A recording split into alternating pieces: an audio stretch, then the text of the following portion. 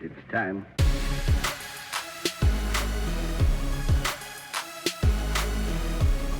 And we are It says live. you're live. You're live. Huh. Alive? Probably. Yeah, we're here. I guess both. Yeah. Both are happening. That's Nice a good cap. thing. Thank you.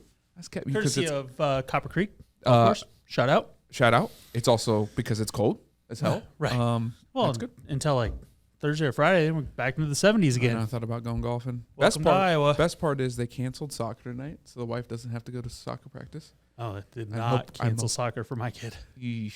So Well, Ankeny is kind of, it's soft. Yeah.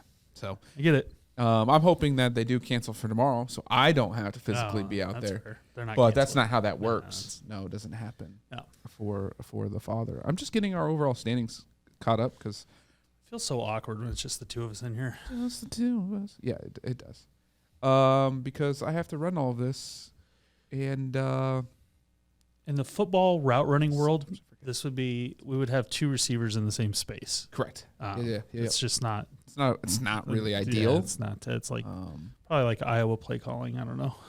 Put all your receivers in one spot. they're not. You should have seen them in practice this week, though, man. I wish. I'm sure that they were amazing. Everyone was open, and Yeah, Peters didn't miss a pass. things like that happen. Mm-hmm. Not a chance. The thing that kills me the most is that you go up against one of the best defenses in the nation, and like, hey, we would be improving. Maybe we should try things at practice, right? And they continue to not. I don't understand. We'll see this week.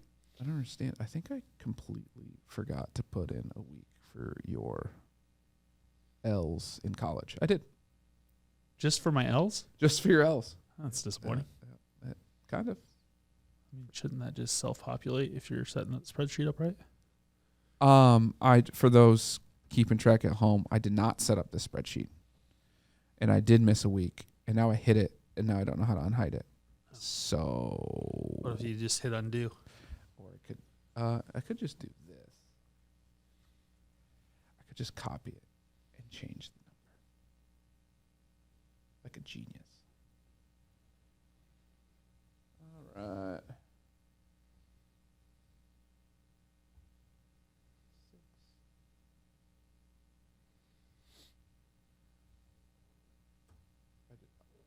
I done screwed up, Aaron.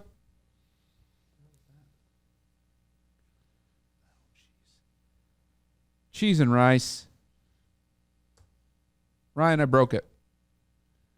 So, I don't. It's 0 losses. Good job. I don't know. I'm still winning. I mean, yes. Mm-hmm. Yeah. It would just be more accurate. Just to be clear. Okay. Well, I mean, just not letting you input anything there? No, not anymore. No. Just completely schnooked it up. Like, I can't even now, like.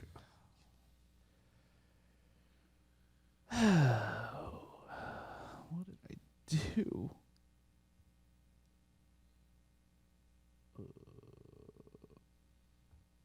Anywho. No.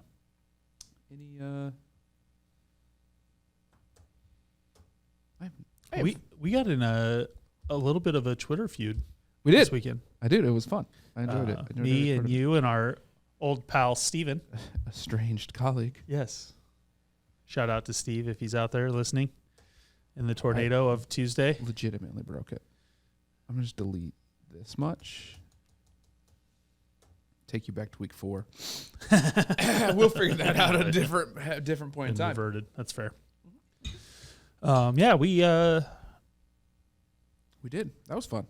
So, I mean, I'm sure we'll touch on that a little bit here. I don't know if we want to start with that or No, but you did buy me time, so we can get back to us.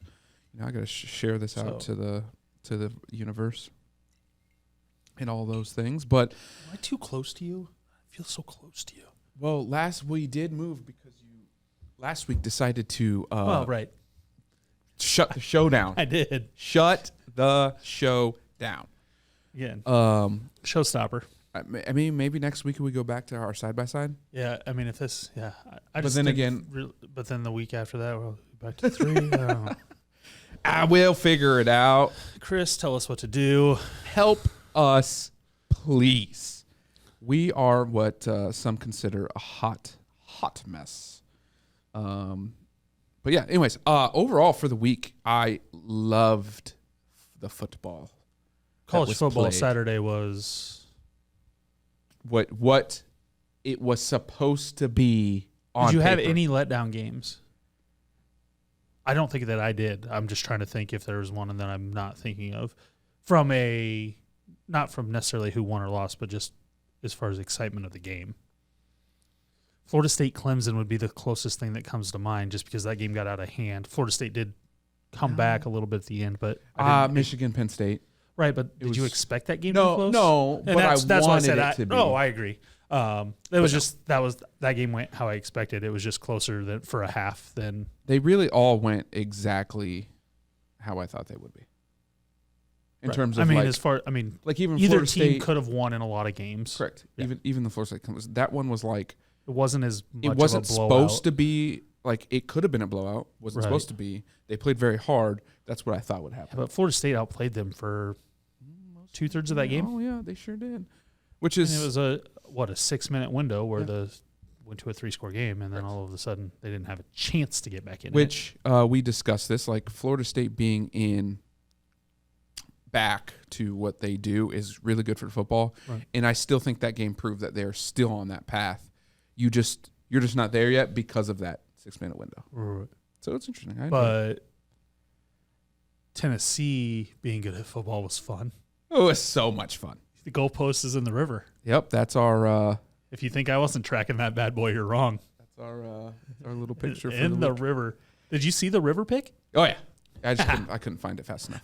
I absolutely love that. But it was awesome. Everything that was I wonder if that really goalpost good. has a Twitter account. Like if he's like floating down the river day to day. it sunk. No, he's floating. They put styrofoam in it. It sunk. Okay. It's at the bottom. How deep's that river? I don't know, probably Deep enough for it to enough sink? to sink. Oh, that's fair. Also, I think they got fined $100,000 by the NCAA or something like Did that. you see Bruce Pearl's comment? Well worth it. Yeah, absolutely. Because they got fined $100,000 when they stormed the court. Yeah, That was their first incident. Or I don't know that they got fined $100,000, but but basically they got fined. because it was a second offense, it was more than, and their first Got offense it. was basketball related. Got it. So basically, well, did you see the president? Pearl's not paying it. Like the so- president was cheering the whole time afterwards. Like, Right. There was one security worth guard trying to stop it from leaving the stadium. no, Bless that man's soul. no. Yeah, right. He gave up very quickly, which was the best idea. I would have just joined in. That'd have been fun. Yeah. Except for If you're trying to keep your job. you know, it was impressive that they got it out with like not really dropping it. It was relatively well done. One shot I saw them going in the street and kids were jumping on it, which I didn't understand. Like I would have been if I'm holding it up and you are jumping above me, Yeah, I'm pulling you down. I'm definitely spearing you in the nuts. Absolutely. Yeah, we're getting some retro. Yeah, we're not. I'm get not some here to shots cheer in. you. Right. Okay. I also Sure, it's don't cool. understand. So, all of the goalposts now are on the retractable. As soon as you know you're going to win a big game, they Pull put them. them down. Yeah. So my wife commented on that right away. She's like, "Oh, they're putting the goalposts down." I'm like, every game that's a potential upset, like they're going to do this. That's what these are. They removed the retractable after they put the goalpost down. Then they tore the goalpost off. Like it was broken Yeah. off. So like, Correct. Yeah. Correct. was that difficult? Did somebody have tools? That was my question. Oh no, it was. I mean, if you They put just enough weight on it, snapped it it. snapped. There's But it was down already. That's what I'm saying. no. They broke They it. got onto the one end before it got down. Yeah, I want to see if. Well, because the one end was down. Like they had put the post they itself only down. left one up. Right. So they went down and got the other one then. Yeah. Because when I was searching up some pics, Well, the one thing that I don't know if they still do this, but like the video. Oh yeah, it's that's where they broke. snapped it. Yeah, they just snapped it straight off. and good for them. You know, they're gonna do video. Do you think there'll be police reports filed for that, and they'll go back and look? Remember when that happened at Iowa State? I think it was Iowa State. I don't remember. They went back and looked at video and started trying to charge people who. Oh, that was were a that part was of the- Visha, wasn't it? No, I mean they also Visha, happened that during happened. Visha. No, but I'm talking specifically about a team or program that had a Yeah. For some reason, I was thinking Iowa State had that issue when To be fair, that's like when they beat Oklahoma State or they beat somebody. Like, probably. you know what I mean? Like that's a super Ames thing to do, though. Right, like that was not happening. No way. I'm just saying, but like that wouldn't come out for like another week, and then they'd be like, "Oh, we've got 150 charges that we're going to file against these people for vandalism." Right. Screw off. Yeah, that's not happening. So not in that game. Not in Knoxville, baby. Not in Knoxville. All right. Well, Man, they came out though. Speaking of that game, woo, that was fun. Top to bottom, it was just really, really good offensive football. Really. Defenses were just there to get in the way.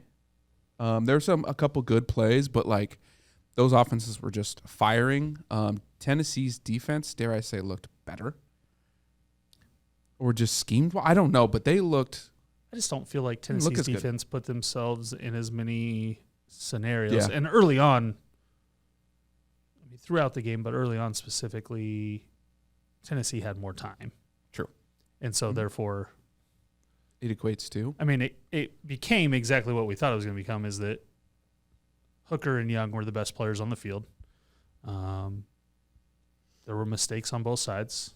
There were penalties in favor of. Oh man, there's.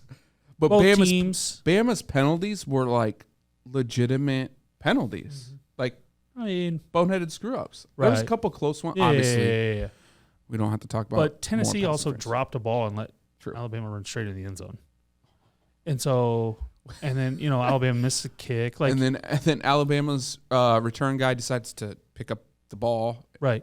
What? So, I mean, you had boneheaded mistakes on both sides. I don't understand. Usually things that would have normally killed Tennessee, meaning Alabama. And they got routed. Yeah. And I mean, routed, but even more so like, and even in a good game like this, all of a sudden that game ends up 59. Do you see it turns the tide? 42. The tide had turneth. The turneth? Yeah, you're right. You're right. So, but that game was un-Alabama-esque in the fact that they returned the favor via penalty, via turnover, via special teams mishap, whatever it was. They continued to give back exactly what Tennessee gave them. Tennessee appeared to be the more complete football team to me. In that, I would have been disappointed had they lost that game based on game flow. Right. It felt like they controlled game flow. And it feels like Alabama has won a lot of those games over the years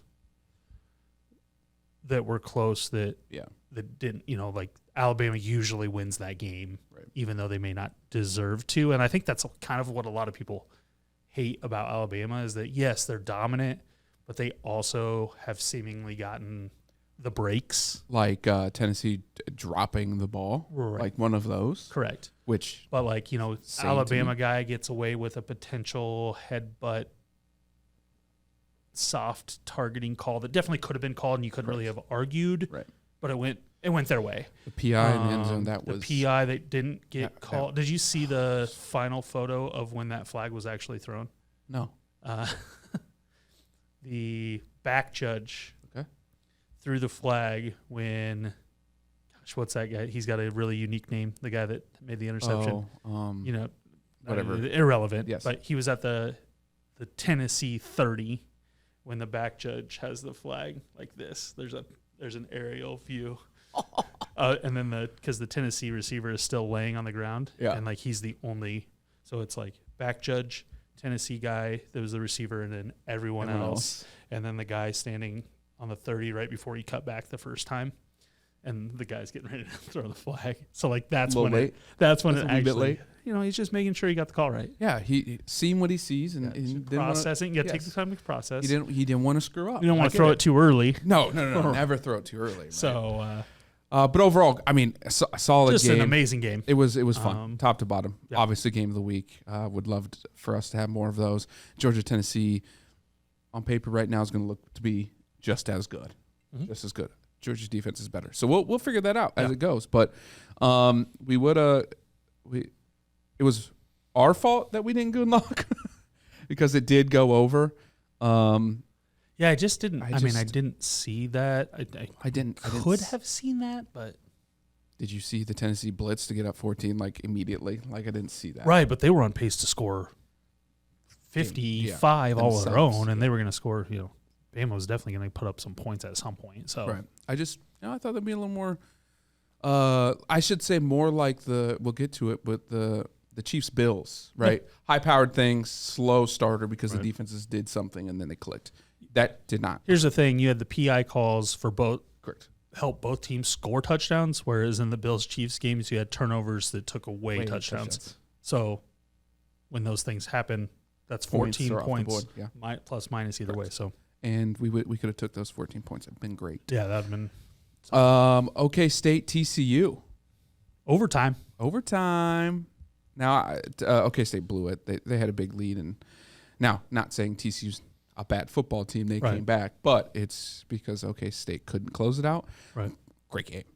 Yeah, and TCU is the better. So I didn't see a lot of the first half of this game, but I did see most of the second half. Same. TCU is the better team in the second half. Yeah. For the game that I watched, TCU is the better team. Yeah. So I don't know if that was coaching, if that was because I didn't see enough of the first half to know of the momentum.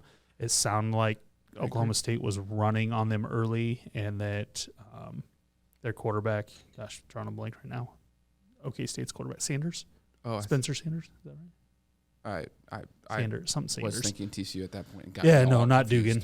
OK State's quarterback was kind of dominating legs and arm early, and then didn't at the end of the game, ultimately. And then didn't. Yep. Didn't ultimately. So it was still a great game. It was. Overall, you took TCU? I did. TCU across the board. I hedged. Or no, I took OK State across the board. Ryan hedged. Just like Ryan does. Ryan hedged the wrong way. Did not pan out well. He did not get a pick correct in that. No. He also took the under. So he went red. And we had the over. I clearly thought that was going to go over. I ended up at 83, I think, or something around there. Mm-hmm. Which actually overtime is the only thing that got us over there. Hey, you got to get there. You got to get there. I didn't expect overtime, but the score makes sense. Right. Penn State, Michigan. Again, this one, meh.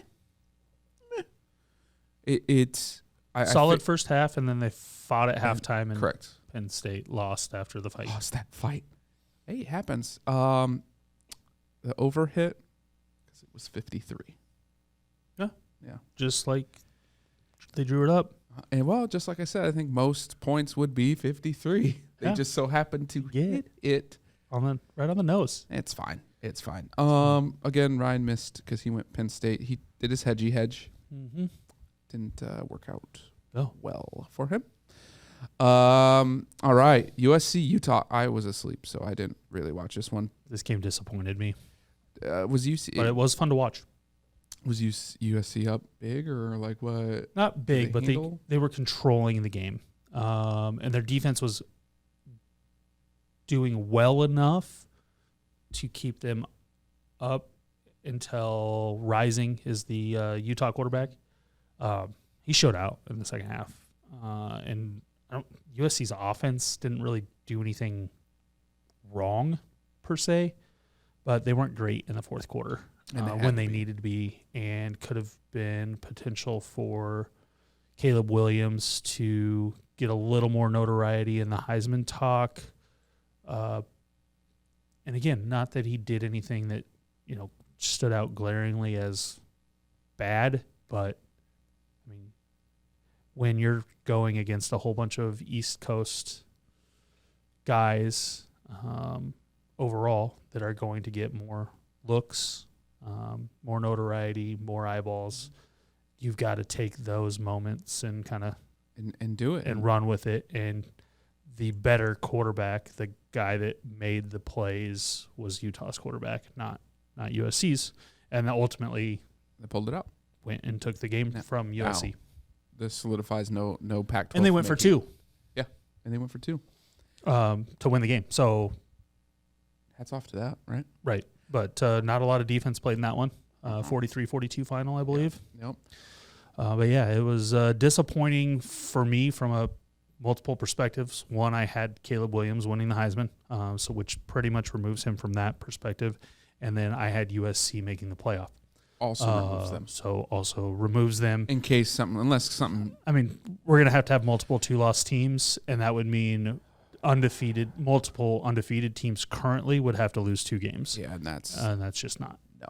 And it's that would be multiple SEC teams and multiple Big Ten teams. We talked about multiple games. 3 SEC teams getting in, and it was A&M. TCU's in that ring now. Yeah, Tennessee. Yeah, Tennessee's in that. There could be 3 SEC schools, and it's those 3. Mm-hmm. I hope. Ole Miss is still there. I know. I hope Bama loses. They're not as good eyeball test. No, from what I've seen. Right. But games still have to be played, and they're going to have a chance left. because they're still undefeated. They sure are. But Pac-12's up. Anywho, we took USC across the board, and at least we got the spread correct. I got all the spreads correct, so that's fun. And then we went with the over because it was USC Utah. Ryan went with a lot of unders. Yeah. It was a big scoring weekend. Sure was. Failed miserably, so he has a shitty shot. That is now 2 shitty shots. Yep. For that guy. Pile them up. Pile them up. I went 8-4. Ryan went 5-7. Cole went 9-3. Good respectable numbers, except for Ryan's. You don't show up to the show, you're really just not going to be able to get it done, I don't think. Yeah. There's something about Although we're going to have to talk about respectable numbers down below because... Yeah, well, Oops. Good thing we didn't need those. Well, so on our lock bets, I went 0-4 with USC as my money line lock, spread lock with KU. So between those, I lost because of 2 points. Mm-hmm. So that's fun, right? Arizona, Washington, under 72. I think it went 74, I'm pretty sure. 4. Yep. And then I took DGen pick of KU as well. So I went 0-4. Right. Ryan went 3-4 with his DGen pick. Yeah. He took NC State.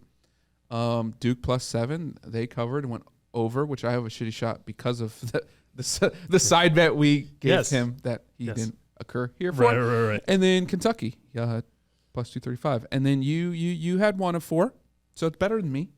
Yeah, one. You got Clemson as money line lock. Yep. NC State to cover. Nope. Wisconsin, Michigan State under 49.5. Pretty sure got to like 51, which I don't know how. Like I didn't. Well, Wisconsin dominated the first 2.5 quarters of that game, and then all of a sudden, Michigan State just won the game, and nothing else happened. And I'm just like, what? Yeah.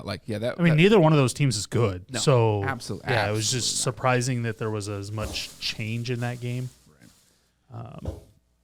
Peppermint. Oh, yum. Followed by peanut butter. Yeah. What was my DGen? KU. We both Okay, took that's KU. right. That's right. Yeah. Did we have a side bet this week? I had a side bet with him. I don't know if we had a side bet unless it's in NFL. I don't have one. Okay. I didn't remember for sure if we did or not. I did not. You had one. So you have 2 shitty shots. 1. No, you went 0-4. Forgot about that. Yeah. Believe me, for someone who knows from experience. Twice I've had those. Hey. Huh. Peppermint and lime? Was there anything you were going to draw out of there that was going to go with peppermint? And the answer is no. There's not a chocolate. So unless you would have had chocolate peppermint, that's about the only thing that would have had a chance. Gross! And then you get to have some peanut butter. Cheers. There he goes. Down the hatch. Should say went to last. Unfortunate side note, the Bulldogs lost again. They covered, though. No, they were less than 12 point. They lost 26-14. 16.5. Was it? Jeez. We talked about it in our Yikes. chat. I was like, hey. Oh, but they went down and scored first. Mm-hmm. They had the lead for... I don't understand them. Here's the thing. I don't want to be too judgmental simply because I don't watch enough and don't know enough. So That's fair. they're decent offense in the first half. Yeah, specifically the first quarter. And then They get adjustments. They get out coached outside of script. It appears Correct. outplayed, if not out coached, if not both. Because in every game they've I would assume that they've been probably top half of the league even on first quarter points. or anything like that, and then Oh, yeah. they have to be in dead last when it comes to specifically second half points. Oh, Or absolutely. anything, and that's without knowing, but just as I watch game track and stuff like that, I mean, and that's as players, that's it kills your defense too, because you're just, even if your defense is playing serviceable, well, right? You're not giving them any rest at the point where they can then make plays in the second half or anything like that. Right. And I don't know if the defense maybe isn't creating a ton of turnovers either, which could definitely special help. teams are an issue. Are they? Oh yeah. Okay. We can't really. I mean, we can't really punt. punt. We can't really kick. Yeah. I mean, obviously we can, but there's a distance Right. issue. There's hidden yardage, and we are not winning that losing game. turnover battles, losing hidden and that issues.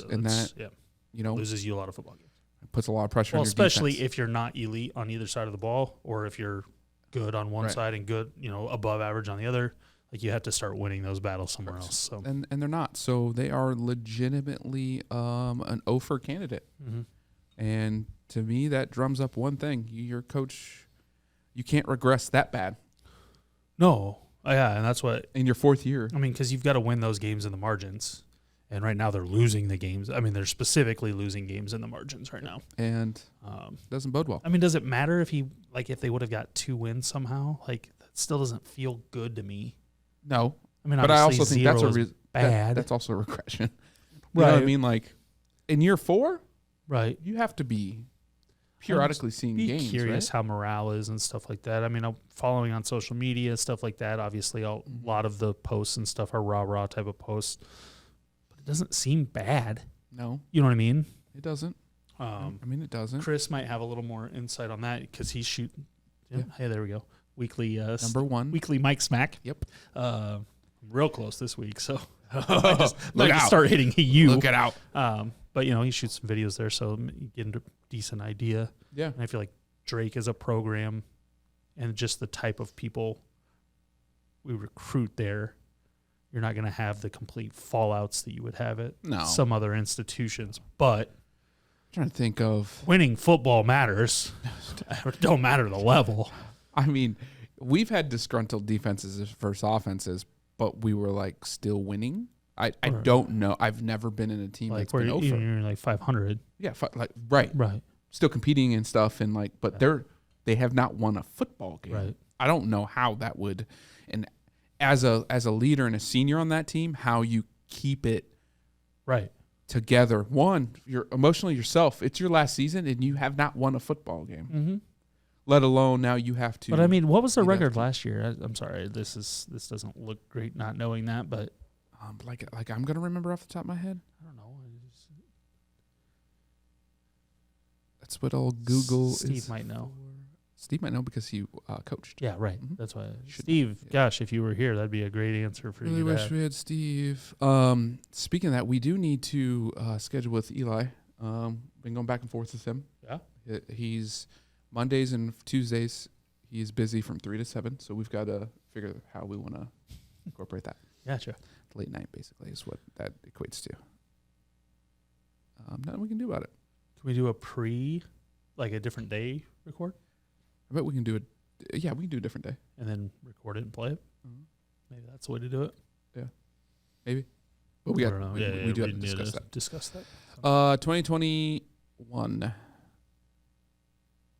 Good news is they went 2-8. Yep. Okay, so it's been a couple years that we've been 2-8. COVID year they were. 2-3 in the spring. And then I think his first season was 18. 7-4. Yeah. And 2019.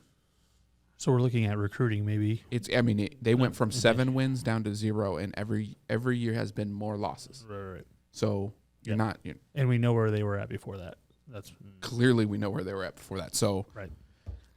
To me, that I'm not not speculating. I have no idea. I'm not involved at all. Just from a spectator and football mind, that leads to one thing, and that leads to a dismissal. Got to have results. Yep. Clearly. So that was our commercial, by the way. Huh? Yeah. See what we did there? Ding, ding, ding. Okay, now let's get an NFL recap. Boom, boom. if we don't get a Thursday night football game that is worth anything, like someone has to do something. They won't. What about the Monday night football game? We're not on Monday night. We're on Oh. Thursday night first. Go in order. No. I'm just saying that like we start. So 2 weeks in a row, by the way. right. We start the week with and we end the week with And we keep doing it. and like in the middle, we're Pretty good. We're getting some decent football and some surprise teams that are Absolutely. playing really good football. We'll get into that. a little more. Absolutely. But the Thursday, Monday, and Are you know horrid. who's Thursday this week? Saints. Oh, I have it. I don't know why. I have too many. What is Too many mice. Saints, Cardinals. Okay. And then we have Bears, Patriots Monday. That's our just to book in, just to show you what we're This 3-week stretch continually is dealing awful. with. It's awful. Yeah. Not good football. I mean, Not good teams. Not good football. literally, I can say that I watched 0 seconds of last night's football game. Agreed. Same. 0. Same. I wasn't even gonna. Lincoln was like, "Oh, I bet Dad's gonna turn on football." I said, "Not tonight. No. I gave my wife the remote and I said, Do it. whatever you want to watch. Because I'm not. I was like, I don't need it. I don't need you to check in. Like, It's just now, I did check my phone a couple times. Well, I mean, but or- more for fantasy Yes. purposes than for, clearly got to check the phone every game. now and again. But hey, here's the worst part about those games is we've had overtime shit games. Yeah. So you've had bad football and then more of it. and more You got extra shit. Yeah, free bad football. You got extra shit on your Wheaties. So That's what happened there. I don't know. I don't know either. But Commanders, Bears. Just threw up in my mouth. I just had to take a very big swallow. Not good football. Bears quarterback. Bears should have dominated this game. Truthfully, couple turnovers on the goal line. By the way, and a quarterback who can't hit a flat route that I'm pretty sure my 8-year-old could. Yeah, sometimes. And I saw so many people defending Fields on that, and I'm like, no. He was so open. I don't care if he was backpedaling. Right. You just put it on him. You got to find a way to put it on him. Just put it on him. Mm-hmm. Yes, I know there's spot throws and all that. That wasn't the time. No. You were not pressured. Right. He was by himself. Mm-hmm. Oh, you just put on him. Yeah. No, 100%. So no, you can't back that up. Picks wise, I did get that one 100% right though. So I ain't gonna be mad. It's like you knew what was going on. Commanders under. I don't know why you went over. There's a couple games in here that this Thursday night and Monday night you went over, and I have no idea what you were thinking. That at some point The trend breaks. the elite quarterback play, and I get that Monday. I get Monday for that one, but not Thursday. at some point that one of these guys was going to break a trend. Clearly, they're not going to. Wentz played a little better. I mean, but no. Broke his finger, and now he's out for 6 weeks.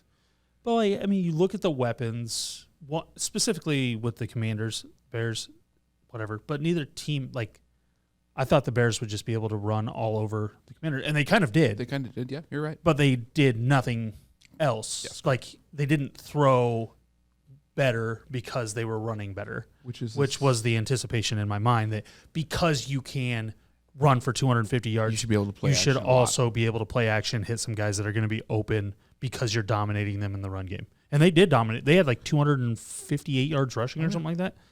And the Commanders, same thing. I mean, they have playmakers all over the field. And Wentz is just the quarterbacks cannot get them the football. The digression. It's bad. And neither one of those defenses is elite by any means. No, they're good. They're okay. They're above average. I mean, the Bears are above average, and the Commanders are very average. Very average. But like, but they have playmakers on that side too. Again, I mean that was the thought that these quarterbacks. I was going in, and I'm going in thinking also that like I need some more entertainment in the NFL because honestly, there's only been a handful of entertaining games all year. There's been some good games, but entertainment factor, specifically this week too, with college football being as entertaining as it was, we're starting to see that, and you're seeing that too in totals on how much lower it feels like the totals are so much lower. God, there's so in many the NFL stats about that. because there's so many games that are just mediocre. This at is the best. lowest point differential in games in Super Bowl era history. It's average 10.5. We're at 8.5. That makes sense. It makes sense, and we'll talk about. That's why one of our things is NFL parity, as well as chaos and who the hell's Bama, because they lost. Bama sucks, at least for last week. So that's that game. Vikings Dolphins. I mean, we goon locked on this one. Clearly, we were going to lose something at some point. I think they got to 43, I believe. Yeah. It went fine. Also, I think if Skylar Thompson plays in that game the whole game and Bridgewater doesn't come in, that they get to the over. Oh, I agree. Skylar Thompson has shown more in preseason and a week, half a game, that he's more explosive than. Unfortunately, as much as I root for Bridgewater to, right, he just doesn't have it anymore. Nope. There's not an explosive. There's nothing explosive in his game anymore. No, but the injuries have taken he's a solid backup though, right? Right, Like, he's fine. He's going to come in, but and like he's play going to fine. be third string now that Tua's going to come back. Should be. Thompson should be second. He should be. I mean, I don't see that changing because Bridgewater was 100% available this week. There's a couple teams that are doing this. So he'll be third, right? Now, is he tradable to teams that need a good backup, borderline starter? I don't see the upside. Okay. I ask questions. If you have someone that you have remote hope for, I don't see the upside in Bridgewater. Again, case by case basis, but I would say looking at teams, like you're going to take a chance on someone else, develop someone else. I just don't see it. I agree. So went as is. We don't have our resident Vikings fan, but they keep winning football games. They keep winning football games. They're not crisp and sharp yet. No, I mean Cook had 8 rushes for 8 yards until he ran 58 yards for a touchdown. I'm hoping that they're building and getting things and figuring things out. They're just not playing good football. They're just not playing. That's also part of it. So they're playing a little down to their level, in my opinion, specifically defensively. But I think that is their level. I think they're just better than the bad teams. Okay, that's fair. We don't know yet, right? I think the Giants are better than the bad teams. I think the Vikings are better than the. We'll get into this a little bit more. I don't want to get too in depth here. That's fine. But I think there's specific tier. I mean, we're a third of the way through the season now. Yeah. So we'll get into that a little bit. I think we've cleared some different tiers. We now know teams are teams. They are what they are up to this point based on injuries and stuff like that. Things can change. But there's some teams that definitely have shown what they're going to be and what their ceiling is. Can we talk about the best game of the week? Well, I mean, for you. Straight domination. Yep. Running all over them. Mariota went 12 for 13. Nope, 13 for 14. Yeah, but he only had to throw that many times in an NFL football team. Because they didn't need it. Right, because what that game was a college football game. Absolutely. It was glorious. Like that would have been what Oregon wanted to do with Mariota. Early, yeah. In his prime at Oregon. And it's great that we're doing it. Hey, you can do this, you can do this, you got this playmaker here, this guy here, we're going to hand it off, we're going to run for 300 yards, we're going to throw for still 250 on 14 throws, like whatever it is, and then you're going to run some, and they just. Pitt's got his first touchdown in the United States. They handled the 49ers. Now the Niners defense was depleted. They had 6 guys out.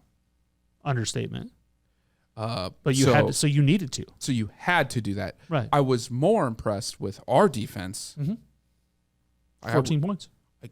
They were not afraid. There was nothing that the Niners really could have done. And the Niners threw the ball okay. They could not run the ball. Could not run, which that was yeah. Because that's what they need to do for Garoppolo to be completely effective. Yeah, he can't throw and he wasn't 40 bad in that game. Just the running game was not effective, so he can't be. They're not going to score with him trying to throw the ball 30, 35 times. I am excited. Obviously, I picked them to go over 4.5. It's looking pretty good at 3-3 right now, and should have already hit 5 in my opinion. Also, yeah, they should be worst case scenario 5-1 right now, and you have a legitimate case, even non-fanboy, 6-0. Not as much as the Ravens, but another story. Another story. Yeah, but yeah, they're in it. They're playing way above my expectations. You're starting to get. You're a third way through the season now, and they are who they are. And I look at the rest of this schedule, and I know I had them going to the playoffs over the Saints because I can't stand the Saints. That's coming to like just based upon the team itself at this point. So it's really exciting to see it. Arthur is now put in. You can see his mold in this team now. You didn't see it last year. You can see it now. Right. And after the game, he took the O-line up to one of the beer stands, and they all just chugged Bud Lights. I thought that was cool for culture. Absolutely. I don't think I've really seen that before. So hey, I love the grind. I love the mean mentality. And Falcons football is actually a football team that like I would love to play and play for. And it's fun to see that. I think the other place you're really starting to see that is the Jets organization, is when youth talent is able to overcome expectation, overcome their inexperience, and just be really good. Which they're anticipating. I mean, because we talked about this specifically offensively, and defense probably a little bit more of a surprise, but they've got talent all over the field. Now, if Mariota can stay healthy, if he can do some things, whatever, if they can protect him a little bit from himself, and then, be serviceable on defense, you're going to win some ball games. Right. And the Jets the same way. I mean, they got whole front load of draft picks over the last few years. We're going to show a little clip and about their best every defensive. one of them is showing up. Yep. And lived it. And that's hard. I mean, it's hard to project. Like we see that every year. You've got busts in the NFL. I mean, it happens. But when you start seeing that, and then you start seeing because what those two teams have done is the exact opposite, unfortunately, what the Lions have done, which is really good talent almost winning. Yeah. Because it's very easy to almost win in the NFL. It's very easy. Most of the time, your team has a chance to win their game week in and week out, regardless of talent. Correct. Top team versus bottom team. The NFL is a parity league for a absolutely. reason. These are the best of the best. And so the difference in whether it's coaching, culture, to your point, or anything else is just when you start to see the young teams win, they build on it way faster. Like, to me, that's when you start to see momentum in the NFL, which you don't see as much of overall in the league. Correct. Because of the talent level. Momentum's not as big a thing as it is in college. But with those young teams, if you can win early, those teams become very dangerous. And the Falcons and the Jets, to me, are the top two teams in that category where youth has actually found success. And you're seeing that play out on Sundays. And it's so exciting to be in games, scoring points. Right. The biggest thing I love is the fact that Mariota is producing enough. Now, he may or may not have cost a couple games, but he's producing enough where Ritter can sit and learn. Mm-hmm. I did not want to see us go, 0-4 or whatever, and Ritter come in and just get dismantled. And now do we pick up another rookie quarterback? Like how? Mm-hmm. So that's what I'm most excited about. Right. Ultimately, we don't have to put him in. Cowboys, Eagles. Now, when we talked about this, I launched our. I did our little talk. Right, we did that little clip. We had talked about Dak playing. He was out by the time that clip came out. So with that being said, I believe the game went how I thought it would at the end. I did not expect Rush to throw 3 picks. I also did not expect them to go down 14-0 because of a pick and then go down 17-0 because your coach decided to go for it on their own 30. Actually, I love that call. I hated the play call. I loved going for it. I get going for it because, again, assuming I thought Dak. We should have never been in 4th and short, though. They also cost me $500. Kellen Moore's play calling in that drive was questionable at best. It was. But adjustments were made and played better, but here's the thing. Philadelphia is a first-half team. Yep. I fully anticipated them to come out, and in whatever way it was, them to get on top. Do I expect Cooper Rush to throw 2 interceptions that are just bad? Yeah. I mean, with time, really. There's Throwing into coverage. no history of his playing that No. would have screamed that Right. happens. And, I mean, he just threw into coverage twice. Ultimately is what it came down to. Like, it wasn't tip ball. It wasn't guy in the face. It wasn't Just and we were not good running the decisions. ball successfully. just not good decisions.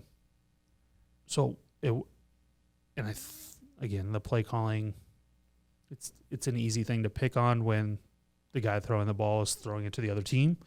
But there was a few times where, I mean, we were handling them at the line of scrimmage, and we'd try to run outside when it wasn't necessary and lose. We would play to their strength. Right. And then, we'd come out and play action. And it's like, oh, that's a great play if the guy's open. However, they're clearly anticipating because they're dropping into a zone. Right. And we're not reading underneath guys and, throwing the ball into coverage when we have time to throw. And if you're throwing interceptions when you have time to throw and play action, you're getting out schemed. So I was surprised but not surprised that he was able to overcome that a little bit. But the Eagles have been nothing but I think one game they've done well in the second half. Besides that, Their first half. I mean, they've shut themselves out. They were three different times. They're actually a second quarter team. Right. That's what they are. But they don't. I mean, they've got 2 or 3 times where they haven't scored in the second half at all. So we got to 20-17. I stopped watching in the first half. I was just like, nope, not going to watch the debacle. So I'm following on my phone. We get 2 stops in the red zone, hold them to field goals when they had a chance to really blow it out, which our defense has done all year. We did against the Bucs in week 1. Correct. We held them 5 field goals. Yeah. They had every chance to score 40 points. You have a defense. Right. And that's why going for it on your own side was analytically fine. Correct. I didn't like it because it cost me SGP first half. But that has nothing to do with that. Yeah, right. So I look at it and I say, okay, our defense did their job. We put them in very bad positions. They kept us in the game. Offense answered the bell, which you can speak to this as well, but on either side of the ball, when you're playing significantly better than your counterpart, to see them finally answer is in some ways more motivating than your own stop. Yes. Your own 3 and out. Whatever. Right. Yes, correct. Yep. However, biggest drive of the game, Philadelphia had their way with us, and Hurts looked really good. Unfortunately, I did turn the game back on because it was 20-17, and I'm like, so it was you. Hey, I'll take the blame if you did it. Right, that's fine. You did it. It was your fault. But hey, but 4-2. Yeah, you survived having your backup in. Right. You've got Lions, Bears, and a bye week with your starter coming back. Best case scenario happened there. Oh, if you said you're going to play 6 games, 5 games you're going to be without Dak, he's going to play the worst game of his career in the opener, and your 2 losses are going to be to Tom Brady and the only undefeated team in the NFL. Okay, we'll take 4-2, 100% of the time. Like, you guys are set up for this last run. And their schedule isn't great. I don't know what their is after your division bye. isn't great. I don't know what's after your bye, but I know that you have Lions with Dak back, Bears, bye week. Correct. Could then not we get to be play the Commanders, the Giants. In back-to-backs? I mean, we just got to play them again. Yeah. Right. We got to play the Commanders again. We got to play the Giants again. We do have to play the Eagles again. The real question is like, are the Eagles going to lose this year?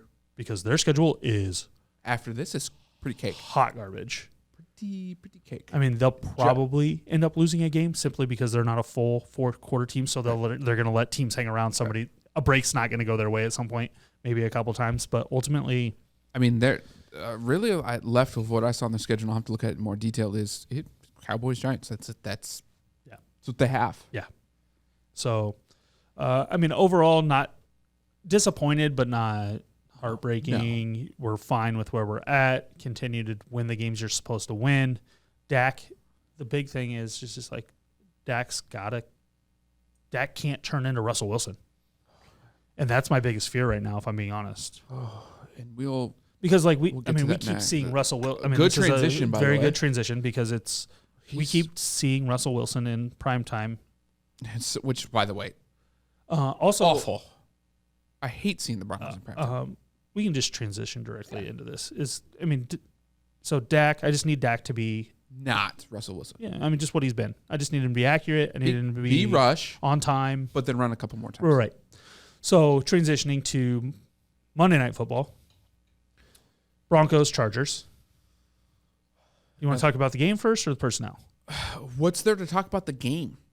1916 overtime, 6,000. Muffed punt by the Broncos is Otherwise, the only reason. Otherwise, we're legitimately looking at a tie. A 16-16 tie.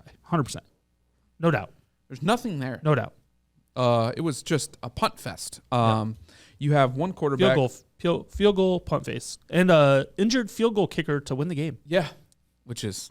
Why have we had so many injured field goal kickers this year? Injured field goal kickers and field goal kickers that can't make field goals. It's been a crazy year. I love it. I love where it's going. I love chaos, right? Ultimately, though, Russ is bottom 5 quarterback. I don't understand. He's missing reads. Right. There was at least 4. Now that I've rewatched it on Twitter because I was not watching the game. Just little drop offs to the running back that he should have hit. That just get you in rhythm. That get the game flow going. Right. That he just won't take. He won't run. Mm-hmm. Well, he has a hammy issue now. Right. He had a shoulder last week. I mean, yeah, right. It why do we keep coming up with things after the game? Exactly. It's just not a good look. It's not a good look. So, yeah. I mean, but my other problem with this is Herbert. He's been pretty much praised from the moment he came into the league. Correct. The Chargers' offense has not been good this year. Now, a lot of that, don't get me wrong, is Charger related. But Herbert has missed throws in big moments, turned the ball over when he shouldn't be turning the ball over, and is getting too much top of the league quarterback praise for how he's performing. And like way too much at this point. Because the Broncos have a good defense. Don't get me wrong. Right. But the way Wilson, the Broncos have been playing, if Herbert is what he's being praised as, or even that's a 2-touchdown victory. Or even like 80% of it. Right. That's a 2-touchdown victory. And I picked the Chargers to charger again. Mm-hmm. Unfortunately, I also picked the Broncos to make the playoffs. So, but the Chargers are doing exactly what I was afraid that they would do. Right. And that's, for whatever reason, as gifted as Herbert is, it's not translating. Are we seeing for 4 quarters, for 3 quarters? For enough to win ball games? Are we seeing a shift in the NFL defensively have now caught up to the passing league? Why we're seeing dominant run teams like the Atlanta Falcons come into more fruition? Are we starting to see this now? Because quarterback play across the league right now is not good. Yeah. Now, obviously, you have more coverage stuff. I mean, but even Mahomes throwing picks in the end zone, it's happening. So teams are starting to play coverage. I mean, or is it? I mean, you tell me. What I'm seeing is nickel package on the field, almost 70% of the time. A lot of the time, and it's why teams are so bad in short yardage, is because they're not used to lining up and running short yardage types of plays. How are the Falcons on 3rd and short, 4th and short? Any idea? Yeah, they're doing pretty well.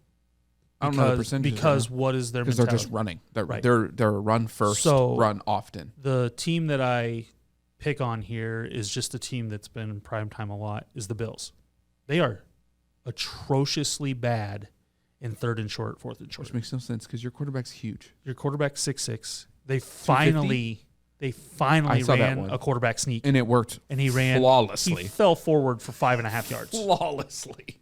And it's like, just why are you putting yourself in the position to fail there?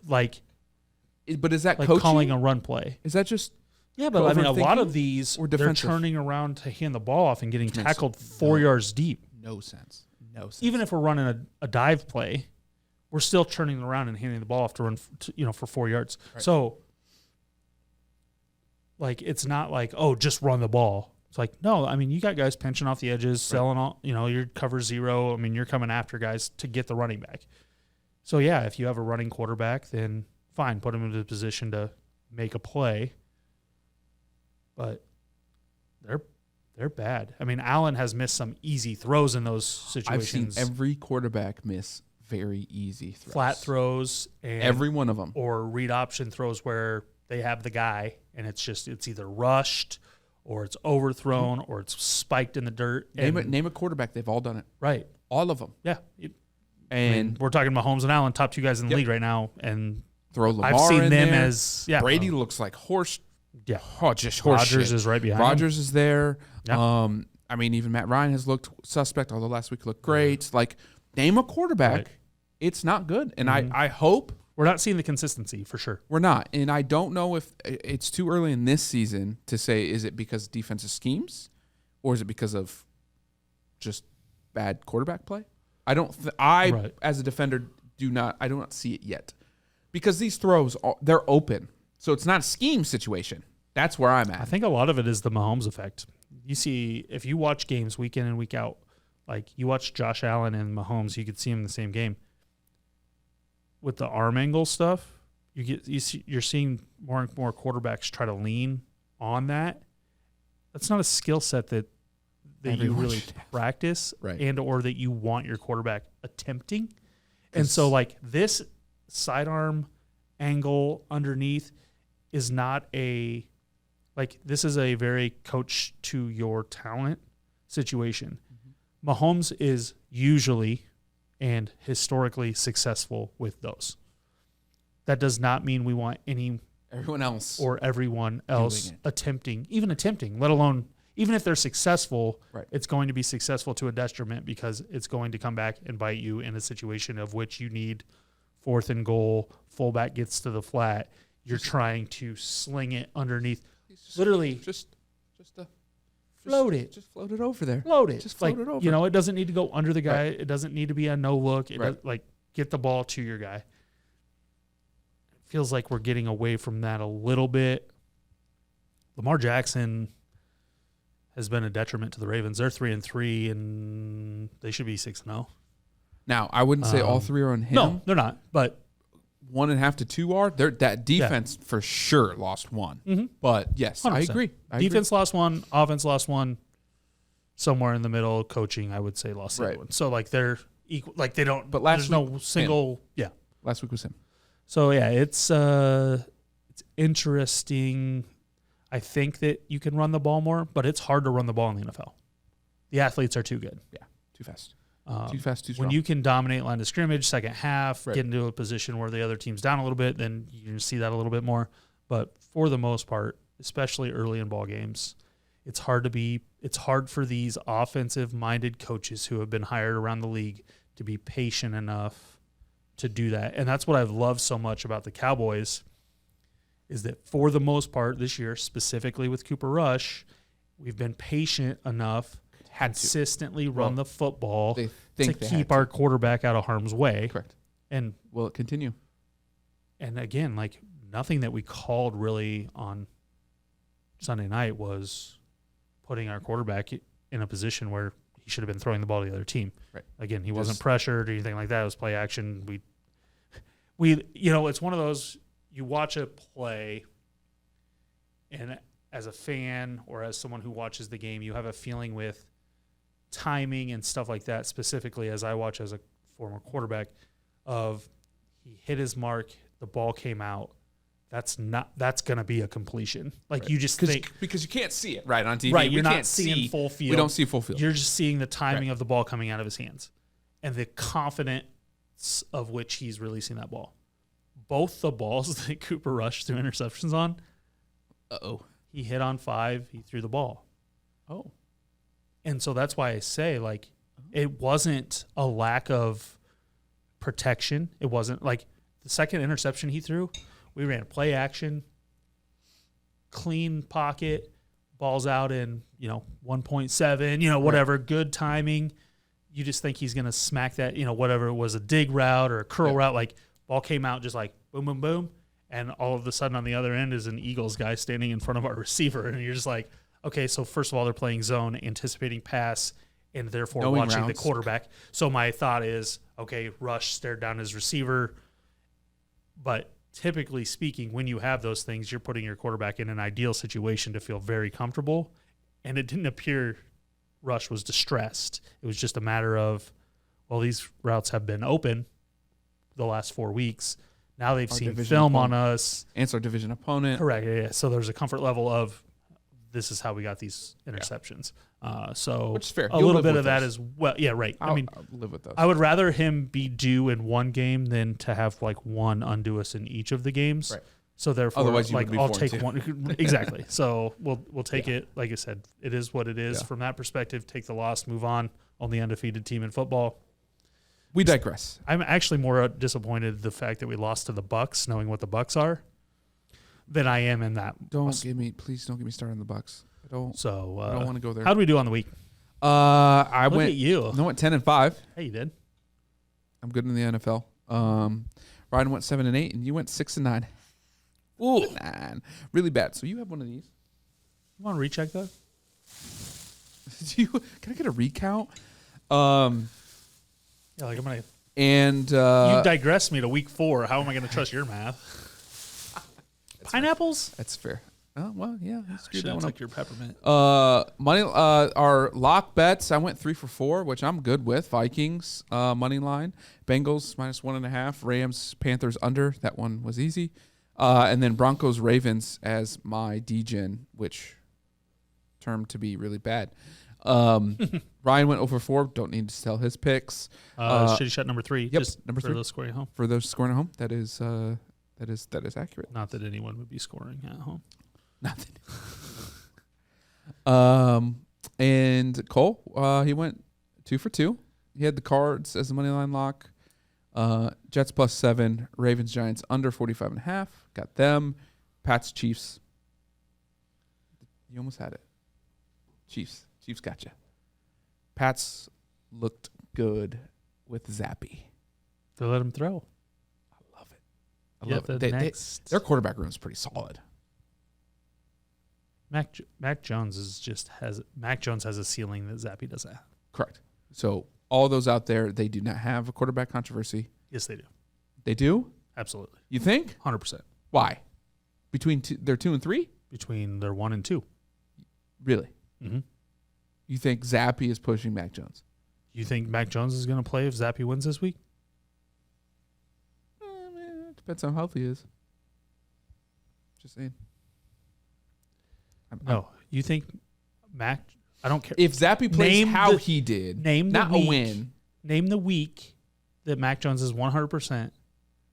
And if Zappy continues to if he plays the way he did, in 2 games, I would agree. In the next 2 games, like he has the previous 2 games, that's fair. Mac Jones doesn't have the upside. That's fair. That's fair because he's taking care of the football and he can get the ball to receivers, even shitty ones that the Patriots have.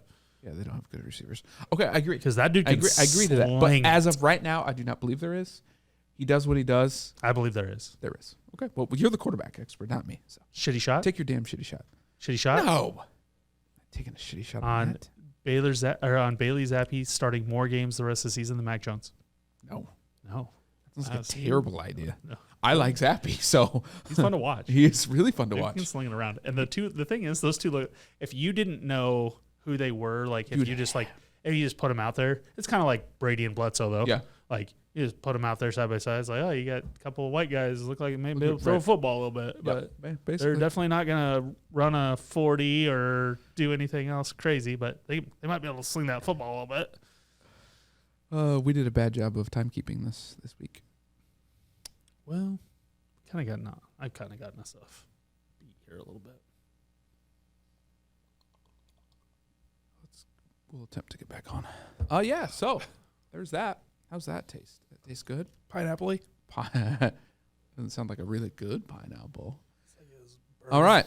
As we burn your throat pineapple. Before we get into Colegio football picks, let's hit up upon our little Twitter expedition for the week. I don't even know where we started. Oh man, we have a lot this week. All right, that ends with the roughing the passer.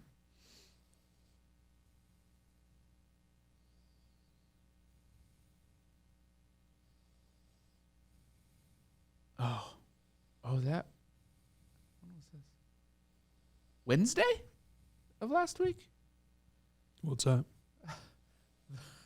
We don't have sound for this, but I'll just pull it up. So it was you who posted this. Fire this guy. Oh, yeah. I didn't need the sound. No. I mean, we don't really even need the video, but we're going to play it. We could just see his mannerisms. Question: what would be the downside of giving your backup, Alex Padilla, who's a running quarterback, a shot? And 3-0 as a starter. And his answer was? What would be the upside? And so this video, what it does, and I'm going to get to it and stop it, it highlights. They zoom in, don't worry. It highlights the fact that they are the worst offense in college football. So what's the upside is literally everything else. Anything. You can't do worse. You can't do worse. So the fact that he asked the question. And it's also like, it's not like yours, like Petrus isn't like getting buried alive or removed from the state of Iowa. There's a lot of people that may want that, but maybe just a drive or two. Try something. I mean, Padilla plays a half. And something. Doesn't do what you want. Pull him. Turns the ball over twice. Like, I was talking to one of the soccer dads this weekend. He's an Iowa fan, like most people in this state. And we were talking about this, and we were arguing, and then I also talked about this with my father-in-law, and they all agree: try something. Right. Stop doing what you're doing. Try shotgun. Do something crazy. Mm-hmm. I don't know. You have a package in your offense that is not normal. How about you run that? Right. Go back to the old school. OU, Nebraska, 90s, college football of triple option with Padilla. Try anything at this point. Right, and that's the thing is Padilla's not even like triple option type of guy. He's just more like, hey, if there's something going on in the pocket, I can run. So that was the other thing that came up in this interview is that basically Ferentz called anything after whatever 3-step, 5-step, 7-step, not on time, backyard football. Basically just a slight at anyone who moves and doesn't get the ball out on time. So like all of the football you watched this weekend that was exciting, high scoring, play back the Alabama-Tennessee game and tell me backyard football. How many times Hendon and Young were controlled in the pocket, making plays, or making plays with their feet on third down. Hendon Hooker. Oh, yeah. Sorry. But you went with Young on the side. My bad. Can we go Hendon Hooker, names, Bryce Young. Hooker. Hendon Hooker, number one candidate for Heisman right now. Book it. Yeah, so, and then you look football. at Max Dugan, you look at Spencer Sanders, backyard football. Yeah, all of those guys are backyard football guys. They're not in true fairness football mind. So it shows you how out of touch the mindset is. Bad. And why you would want to go play football for a guy with that mindset. You tell me. Good question. Best part is most Iowa fans are Bears fans, and they're seeing similar football. Or Vikings fans. They're not. I mean, it's not great. Yeah. Next, this is just funny. Tyreek Hill he's a character. Wednesday, Mike McDaniel praises team captains for removing ping pong table in locker room so they can better focus on opponents. Thursday, Tyreek Hill says reason the table was removed was because it was bent, and they're ordering a new custom designed one. I love it. Yeah. That's hilarious. Not a lot to say about that other than that's just funny. Right up. Absolutely. That's Tyreek Hill right there. That's why they lost to the Vikings, though. Yeah, absolutely. Only reason. Absolutely. I got to throw this one out here that Tom Brady did get fined for kicking Grady Jarrett. Grady did not get fined for his roughing the passer. Okay. No, because he shouldn't have. Just because it's a game. Love this one. Did you see how many guys got slung around this weekend? So many. Wasn't it weird? Do you know how many roughing the passers were not called? No, all of them. All of them. Didn't it? But the league didn't recognize it. They haven't talked about it. That's what they said. Right. Did you You did notice though how many guys got slung to the ground because I'm gonna notice that. You don't notice it, but you do now. Now I'm just all over it. I'm like, that's a penalty. I mean, I would say, flag? Dare I say, 5+ times Easily. and just in games that we're watching, Correct. where guys are getting slung, not coddled, slung. The best part is and I don't know which play it was, but Brady was slung-ish. Mm-hmm. Yeah. And I'm like, more so than the Jarrett one. And I'm like, yeah. So that's the most frustrating part about this. So frustrating. This one was awesome. Division games unders are now 20 for 7 at 74%. Let's go. Division unders, right, yeah. Ryan? Yeah. Let's see. I don't need that one.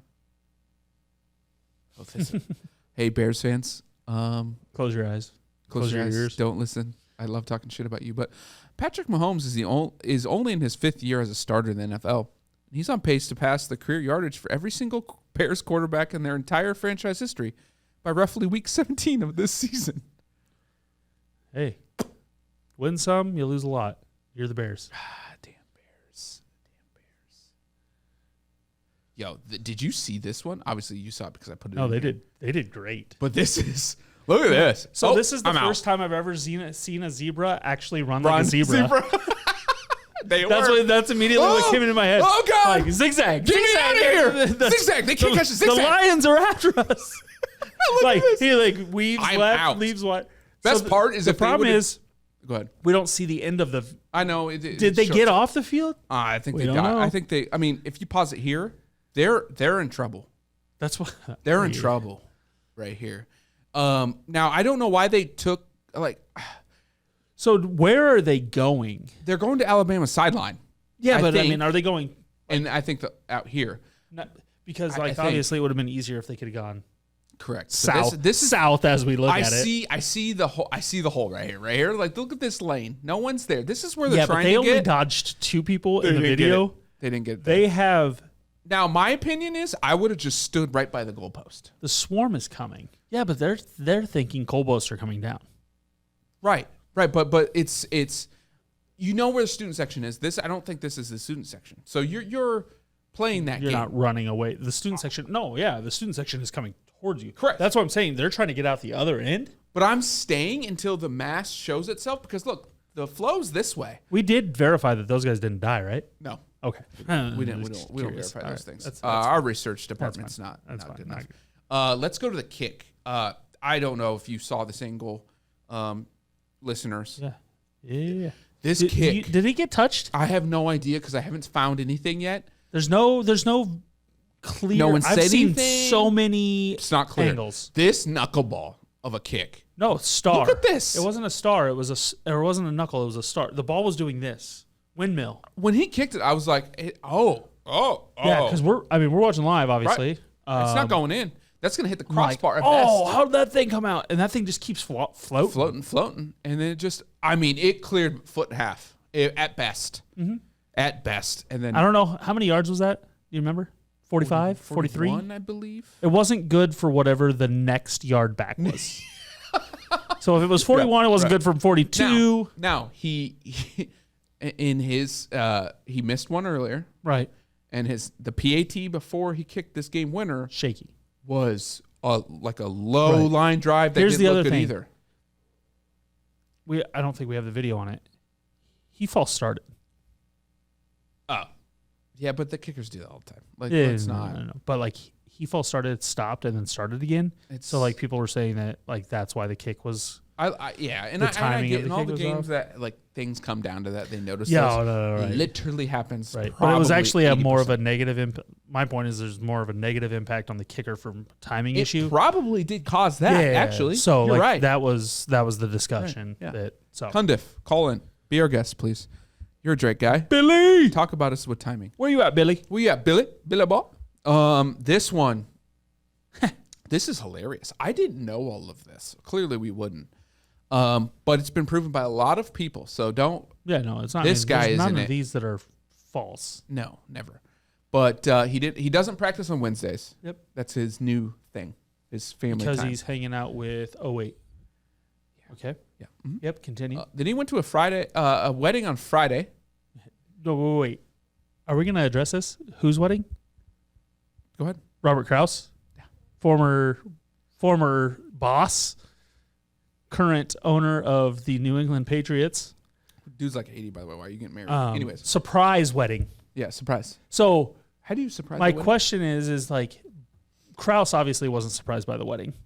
I would So hope the not. guests were surprised by the wedding. But So the question that I heard posed was, how do you dress for a event that then turns into a wedding? And like, do you feel very awkward if you're underdressed? 100%. But like, I mean, the people that are getting invited cares? are all GQ type of people. Yeah, so they dress up regardless. Except for Bill Belichick was also invited, but because he's the consummate professional, Yeah. he declined. Because Because he actually had work on a Friday. So should the starting quarterback for your team. Yeah. No, I'm not saying that, he's not. Unless you're Tom Brady. Unless you're Tom Brady. So he missed that because the walkthrough was the next day. So clearly missed that. Flew in his private jet without his team. And then So it doesn't say that he missed the practice on Friday. It just says that he missed the team walkthrough. Correct. So did he make practice on Friday? I don't know. I think that he did. Someone find that. I think he flew out and but then. the moral of the story is like then you just chew out and you should hear the audio, which Oh no, you should definitely hear it. go listen to. But this you shouldn't audio. let your kids listen to it. No. You know what? Because of that, we're gonna retweet this as we speak. Yep, that's fine. As we speak. So the thing is, with Brady this year, Okay. and as Correction. Stoy is going to retweet this because our other account's not hooked up. is the fact that They're playing like shit. He specifically is playing like right, shit. he's not playing great. But the bigger thing is here, in my opinion, is that Brady, his whole career, has built himself, his persona, his GOAT legacy on football first. Football over everything. Are you sure that's not Belichick? No, I'm sure that's both. Yeah. But I believe most of it's his career is not without Belichick, right? We can all agree to that. I don't disagree But at I all. believe his but professionalism Belichick's comes from career is Belichick. not without Brady. Well, I mean, I'm saying from a persona standpoint. Yeah. Most of Brady's persona that we've known has been because of Belichick's rules. Right. But to me, it's like, I mean, there's very few athletes we can compare to that. Jordan, Kobe, Brady, as far as like lock in, Right. boom, Tiger. and Tiger, exactly. Like, I mean, those guys in their prime Right. type of thing is what we're looking at. Yeah, for sure. And what's under the microscope right now is That Brady has gone to Tampa, and since he's been there, and this is per Giselle, this is per reports / verifications, per practice schedule being loosened on a Wednesday, He's gone straight Miami F boys, is he has done everything to deserve these things, but the reason you're successful, if you stop doing it at any point, You're you not that. can't expect the same success. Absolutely. I would he has even a say a little podcast bit as well. this Like this just- in Aaron Rodgers, but for most part, the thing with Aaron Rodgers is that his persona hasn't changed that much. So you've Correct. got the same lack of postseason success. He also just doesn't have. He doesn't have weapons anymore. Right, but like You you, can look at shit. postseason success in his career. Oh, bad. By By the way, make a lot of money on the Packers again, in the from a postseason. quarterback perspective, more talented. Tom Brady, Aaron Rodgers. Aaron Rodgers every day of the week. Aaron Rodgers hasn't put in the Brady time to get to GOAT status. Yeah. Agreed. Now, if Aaron Rodgers put in the Brady time, but that's why we look at talent, we look And at that's who they are, time, man. and we look at how those two come together. Absolutely. Brady is 45 years old, guys. And we forget that. I forget that. Brady's almost 10 years older than I am. How's that feel? And still performing He's at a so old. unbelievable level. Right. But here's the thing is like at some point that's going to wear off a little bit. At some point the kids are going to take priority. The wife's going to take priority. And it has, and it's wearing on him. It did. He But retired and should have just probably Here's stopped. the thing is like what we're seeing, in my opinion, is football frustration paired with home frustration. And I say that in the most honest of ways, in the fact that he probably doesn't even realize it as he's doing it. But that because we've seen the outbursts this year. We've seen multiple broken pads on the sideline. We've seen these, and that's not to say that Tom Brady doesn't do this, and he shows emotion like he absolutely does. The frequency and the stress, the outside world stress on a guy who was retired. Let's remember that he fully retired from football. Should have stayed there, Brady. And then his life led him back into it. His wife obviously didn't agree. She's been trying to get him out of football for multiple years. So we just have to remember those things. Is like, as much as we idolize these people, want to call whoever's the GOAT, want to compare them, contrast them, whatever it may be, is that like injuries, personal life, on the field, coaches, like all of those things play different roles in your legacy. And the only thing that I hope, honestly, is that like if Brady does whatever he's doing the rest of this year and gets out, everything's fine. Right. Don't let it fester. Yeah. So either cure it now in season. It's kind of looking like it is. Or just go. Yeah. Agreed. And so that's I'm still on the edge with him. I can kind of. I also believe that's why Gronk is not back. Yeah, but Gronk doesn't have the family. Gronk is more from a health perspective. No, I'm saying Gronk knows and sees and has communicated why he's not coming back and riding with like he did last season. I'm thinking, yeah, there's not a success plan there. No. I think he put this all together and said, "That's the smartest. With my health, smartest thing Gronk's ever done." I'm out. No, second smartest. First smartest is not using a salary. Well, that's true. Go look that up, everybody. You want some little financial advice, which I'm gonna give for free right now? Yeah. Please don't hate me, compliance. Attorneys, we'll be all right. Go follow Gronk and go look at that. Yeah, understand what he's doing. Marshawn Lynch was one of the first ones to ever do it, so go actually follow Lynch. What first? Do you think Gronk did it because of Lynch? Are there agents related? Because Lynch was. Do you think that's got to be an agent directive item, right? It could be, but also like veterans talk to rookies in their symposiums. I would love to go back and see if Lynch was that one of them. Actually, to talk about it too, because Lynch is one of the brightest stars in regards to that. Has not spent a dime on a salary. Never did. Only lived off his endorsements. Mm-hmm. Right. We're talking about these guys have made 100% so much money. The question I have on that is most guys can't. By the way, let's be real. Right, but those who like a Baker, there's a lot of guys who do that don't have to. But I mean, what's to say Russell has? I mean, he's also married to someone who's probably worth more than he is. Just like Tom is. Let's not talk about Russell. He's trash, so we don't talk about trash things. But anyway, we move on. Guys on a lot of commercials. What about Patty Mahomes? Oh, geez, let's not go. Not with his wife. No, let's not do that.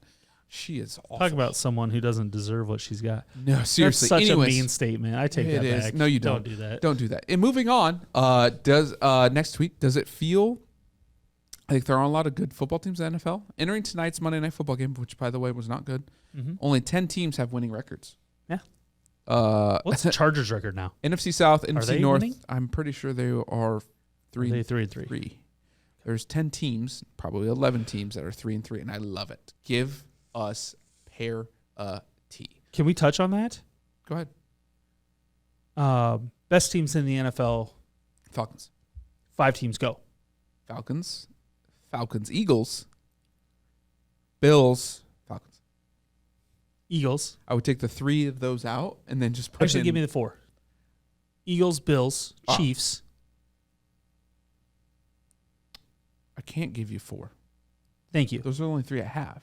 That's tier 1 right there. And by tier 1, you mean like tier 1 and we're going to tier 3, right? There's no tier 2. Well, I mean, you're going to go to tier 2, and the thing Because when you you get to have to? tier 2 is you're either going to have a whole bunch of teams in tier 2 or you're going to have no one, to your point. And then you're going to have tier 3. So, like, if I only have 3 tiers, like the bottom tier is no hope. The middle tier would be like the Vikings, Giants, Cowboys. So here's my question. When I look at I'm going to tell you. So Giants and Ravens plays this week. Do you believe that the Giants are a better football team than the Ravens? Long run, short term, I don't care. On the field, No, but are they the hottest team? Could win this game? Yes. they did. terms of No, the team, they no. played. The Giants beat the Ravens. Oh, you're talking about last week. Yeah, sorry, last week. Yes. They didn't. They weren't the better team. No. I have no faith that if they were to play in a game that was putting, I mean, obviously they wouldn't, but like, I'm still rating, like if I'm doing a power rankings, I'm still rating the 3-3 Ravens ahead of a whole bunch of other teams who are. I'm rating the Ravens Vikings. See, that one's close. I love purple. I'm still taking the Ravens. Purple Pete. I'm still taking the Ravens though. Like I'm taking but the it- Ravens. Giants Vikings. I'm going Vikings. Okay, so that's to me, and what that is offense versus defense. Giants defense is better, Vikings offense is better. So like whatever it may be, Cowboys. Where do they stack up in that rank? They're still I literally probably have no clue. top about the 6. Cowboys Falcons. I don't know enough about the Cowboys because I don't know what If Cat's they're to gonna play at Atlanta next week, at Atlanta, that's different than at the Cowboys. correct. So That's why I I'll give give that. the Cowboys the nod. I know what the answer is at the I would Cowboys. give them the nod. Actually, But like that proves your record at Atlanta is not good, so right. I can't. But that's what I'm saying is like we have I'm not comfortable Jets. with that. If I'm anybody in the league right now, the last team I want to play is the Jets. I cannot. Their defense is young and confident. Yeah. And their offense with Zach Wilson is undefeated right now. Right. I agree. So I get it. So that's that's where we're at for parity. They Love it. embarrassed the Green Bay Packers this week. It was It was really more good. It was the only game more embarrassing than what your Falcons did to the 49ers. correct.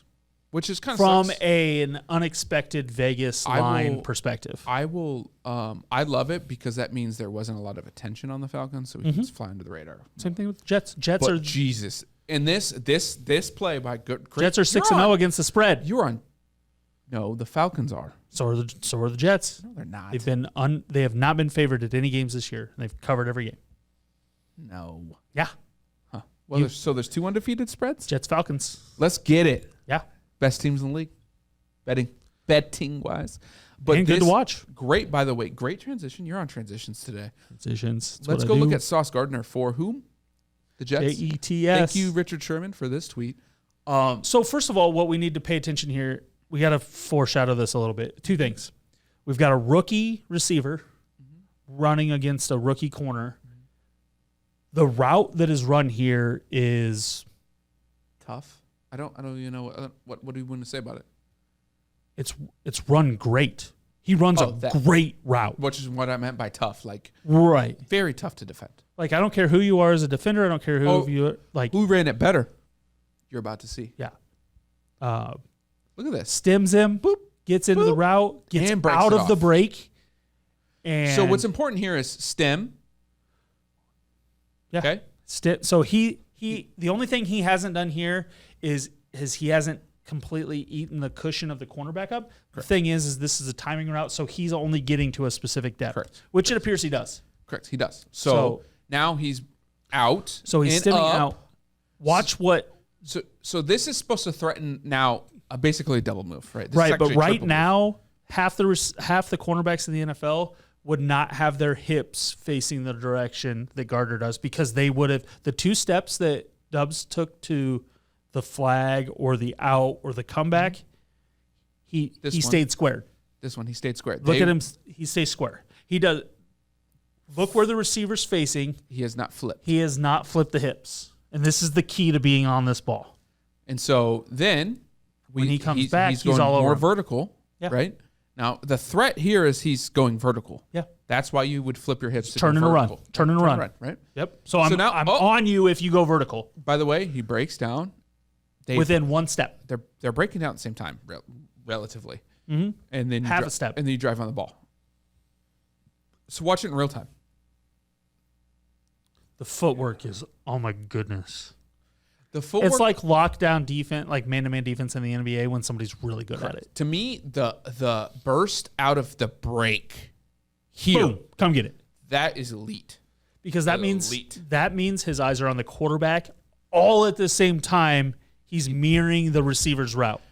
Yes, correct. That is elite, and that's why the guy went where he did in the draft because you can't Big deal here. You can't coach that. No.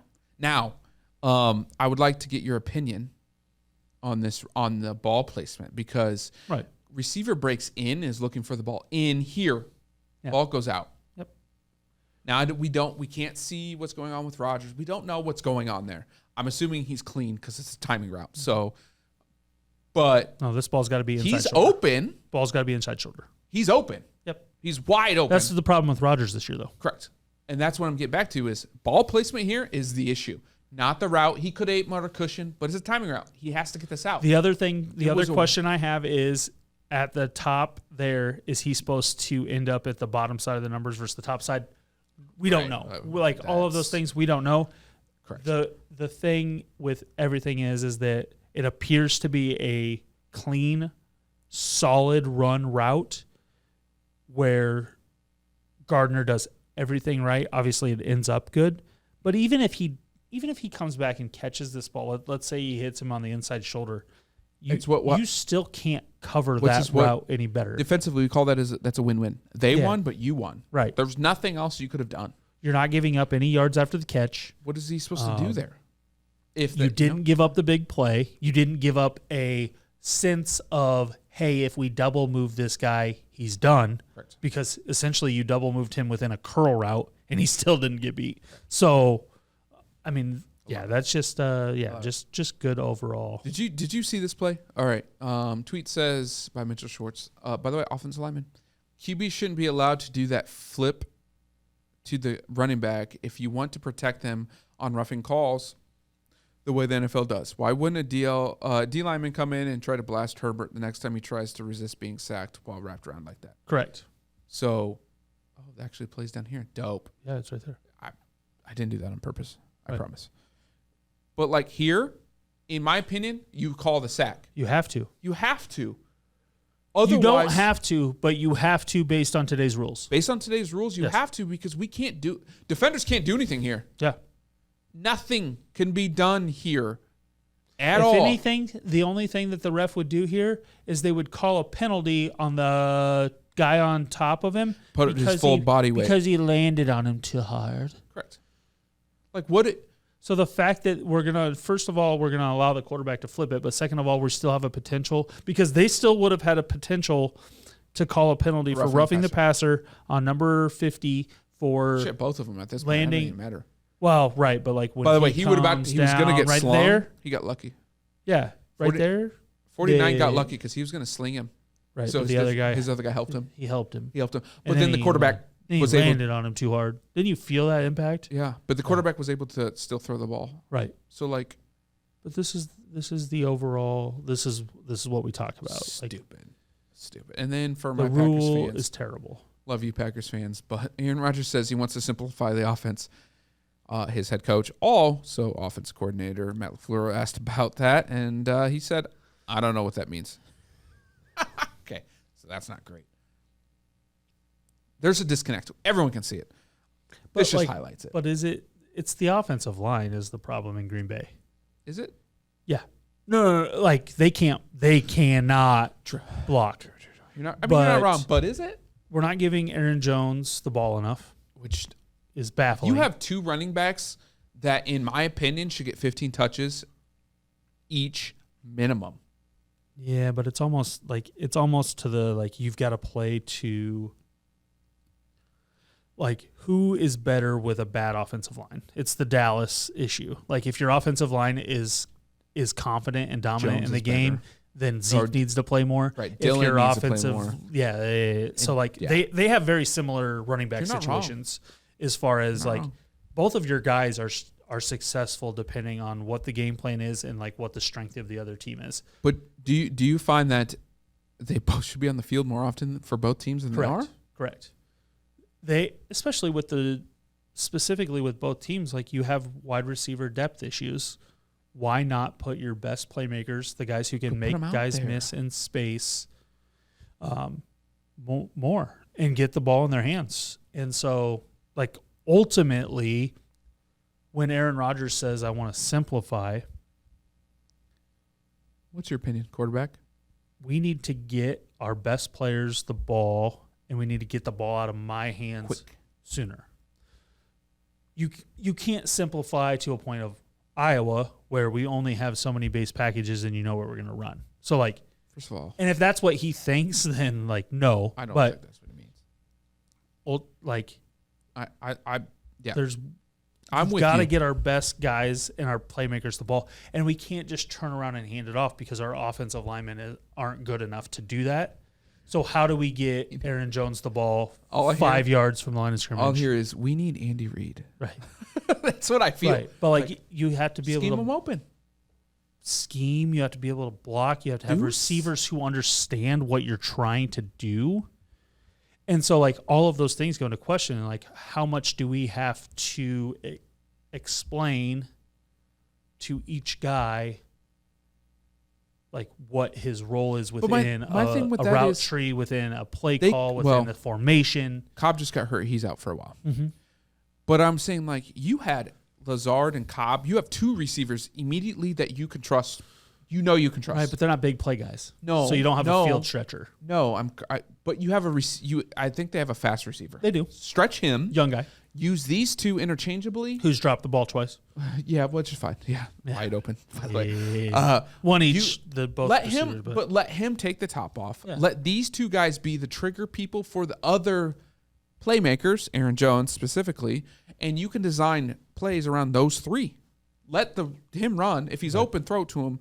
He'll probably drop it every other time. That's fine. And you have Tanyan, and you have Tanyan over the middle. So right. And thank you, Lakers. R.I.P. Kobe. Diamond offense. You have four, and you have four that could get it done. Triangle offense. Oh yeah, I know, but I had to go diamonds. I know because they're forever. Yeah, that's forever. But you have the ability to do all four and use those two. I would just start moving them around. Now you don't have Cobb, so now you're screwed. Right. But I would have just started. But using you're not them. Because to your point, why can't Jones fill that role? Jones can fill the Cobb role. You play your rookies. You play Lazard. You've got Tanyan. You've got Dillon in the backfield. You've got Jones to be in the slot. You've got Jones to be out of the backfield. Like, whatever you need to do. And you can actually. You can do. You can even, and if you wanted to back it, Dillon could be the slot, but use him more as a blocker. Mm-hmm. Slot. And he can what do you do with Lazard. More read option. And I think that's where Rodgers is really struggling this year, though, is that he used to be able to read option, and him and Devontae Adams could, back shoulder, slant, eyes closed, like sleep, whatever. Yeah. And before that, it was Cobb. No. Also, Jordy Nelson and Jordy. Outside receivers, guys that were guys. that. He went from Jordy Nelson to Devontae Adams as far as like. Yeah. So Lazard, the problem with Lazard is he's not explosive enough to provide the back shoulder. He did win on a go route this week early in the game, but the back shoulder type of stuff, Rodgers loves the back shoulder throw.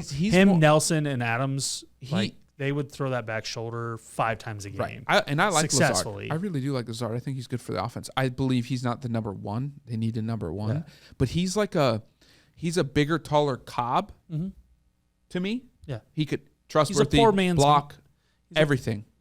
He's a poor man Mike Evans. Yeah. Is exactly what he is. Precisely. You have to have a go guy to probably go. A better blocker, but yes. Yeah, precisely. But you have to have another guy to go. He's not the go guy. And they've got the in-between pieces. It's just a matter of that whole puzzle fitting together. And maybe to Rodgers' point, maybe there's something within the offense where we're trying to do too much in how we scheme versus like, hey, if we do a little motion here, I'll know if it's man or zone, and I can therefore get Lazard the ball right away or get Jones the ball right away or hand the ball off to Dillon in the read, So, like, maybe it's something along those lines of we can simplify from the fact that I can get a pre-snap read easier in order to know where the ball needs to go. So, I agree. It's hard to decipher that. They don't exactly have the best history together either. So wait, there was controversy this offseason? Or the previous? Yeah. So nothing? Since he started? No. Anyways. Yeah. We digress. We're going to go on a break. We're definitely running over 7 o'clock, which is fine because I don't have anything tonight. But you go to the bathroom. I don't know if you have to be at a time frame. Yeah. No, I need to pee. Yeah, I have to pee. That's right. And we need another drink. Commercial. Welcome. Our fireside chat. This one's gonna be hot. A couple of topics will be overall trust in a relationship between your planner and yourself. It's our job to figure out what's in the best interest for you. We have to start this thing early. How do I play this game patient enough to see this trade turn to fruition? Real estate in general can have a lot of tax benefits to you. Listen and subscribe to the No BS Wealth podcast on YouTube or wherever you get your podcasts. All right. All right. Here we come. Like a herd of turtles. We're back. We're back. We got a lot of college football to talk about. We do. Which, it's going to be a long one. Let's go. Let's get it. All right. I put the game of the week as 9 vs. 10, so I hope you agree. We're going with it. But let's start with K-State TCU. This isn't it's on this computer. I love it. K-State TCU. I love it. I think it's really cool. Love purple on purple. Purple lover. Purple people are your turn. Didn't you read that in purples. elementary school? Why or aren't you a something? Vikings fan? Because I'm not. Okay. Sure. I actually don't like playing against any team that's purple. I don't really have much to say here besides I think it's going to be a Big 12 game that they score points and TCU wins. 3.5? 3.5.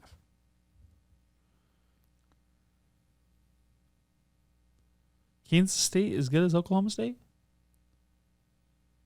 Right? No.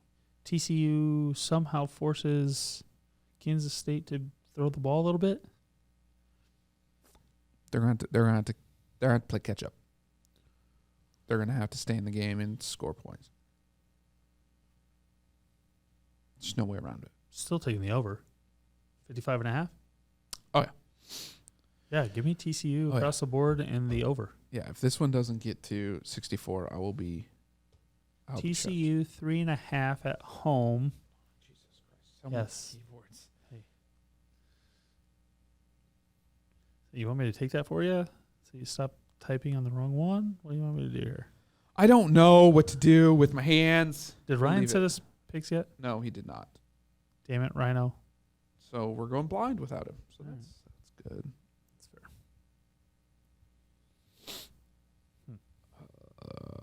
I'm trying to find out DraftKings, but Okay. they don't put rankings and Yeah. order it correctly. Right. By the way, did you see the bet last night that Vegas made bank on? So prior to the game, Herbert over half passing touchdown, so one passing touchdown. Right. Yeah. Was at minus 800. It got boosted by all of them to plus 100 from 10 max to 200, or I think 500 max. Yeah. That makes sense. He's only done it once in his career out of 29 games. Well, he threw for like the most passing yards without a touchdown. It was either the most passing yards or most completions without a touchdown since. Yeah. I mean, whatever. 7 p.m. Same. So we're good. Okay. Mississippi State, Bama. Yep. Now I threw this one on here. I don't know how you feel. Oh, Aaron Judge decided to homer. The Yanks have gone through. I don't know how you feel about this game. My question becomes in my mind is this a revenge game or a feel sorry for ourselves game for Bama? I agree. They're in the game either way, don't get me wrong. Spread's at 21, night game. It seems high. It seems high. Is it in Yeah, it's in Tuscaloosa. Tuscaloosa? It just seems high. That game's over already? Sorry you said that, but I Yeah. didn't realize that game had even I didn't started. know. I thought it was going to be a night game. It clearly was a day game. Yeah, right. Why would you? That's stupid. Reschedule it. Baseball's play during been. the I game. mean, They're just. the Braves, defending champs, had all day games. I wasn't going to mention them. Sore subject. It's fine. 21. I mean, it seems like too much, but I don't know. That's a lot of points. Mississippi State lost last week. So I'm just saying, like, I know. I got it. I track you. It's in Kentucky. They only scored 17. Right. Like, They scored 40 the week before against Arkansas. yeah, but they're not scoring 40 against They're Alabama. not scoring 40 against Bama. If anything, this year they've been known more for defense than offense. So, like, I get why the line's at 21. They shouldn't have lost that game last week, but they did. They did. Kentucky's just not as good as Alabama. This Like, is they're not this even is saying the same. that it's So it's 40 it's 6 points at home for Bama plus 2 touchdowns, basically. yeah, no, the total's at 60, basically 60 and a half. Mm-hmm. So you're like I mean, but if you're going to win by 21, if they're going to cover, it's going over. 42-21, like Yeah, it's 42-20, 49-17. I see it uglier. I just see it ugly for Bama this week. Like, you're thinking like they somehow pull out like a 27-13 type of victory. Yeah, and I think they go down 13 early. Yeah. Like this feels ugly to me. So obviously, Do you think Bryce Young is going to play this week? That dude got rocked? How? Okay, first of all, I see NFL. Every hit of his is roughing the passer. Yeah. Second, and he got back up. Yeah, I love that, but he got absolutely. The announcers kept destroyed. alluding to it, and it kept happening. So He's I sore. just like, yeah, He's that's. sore. I don't He's sore. disagree But with so that. I'm gonna That's go. also a night game in Alabama. I'm going Mississippi Bama, State. Mississippi State, and I'm gonna. What is that? I say 60 and a half. Yeah, I'm gonna go under because of that. If give me Bama over. if that, yeah, exactly.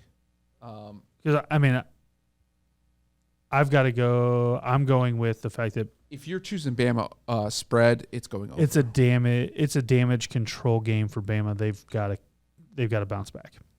So they have to. get my money line in there. Don't want to leave my money line out. Nope, it doesn't like you. Clearly not. We good?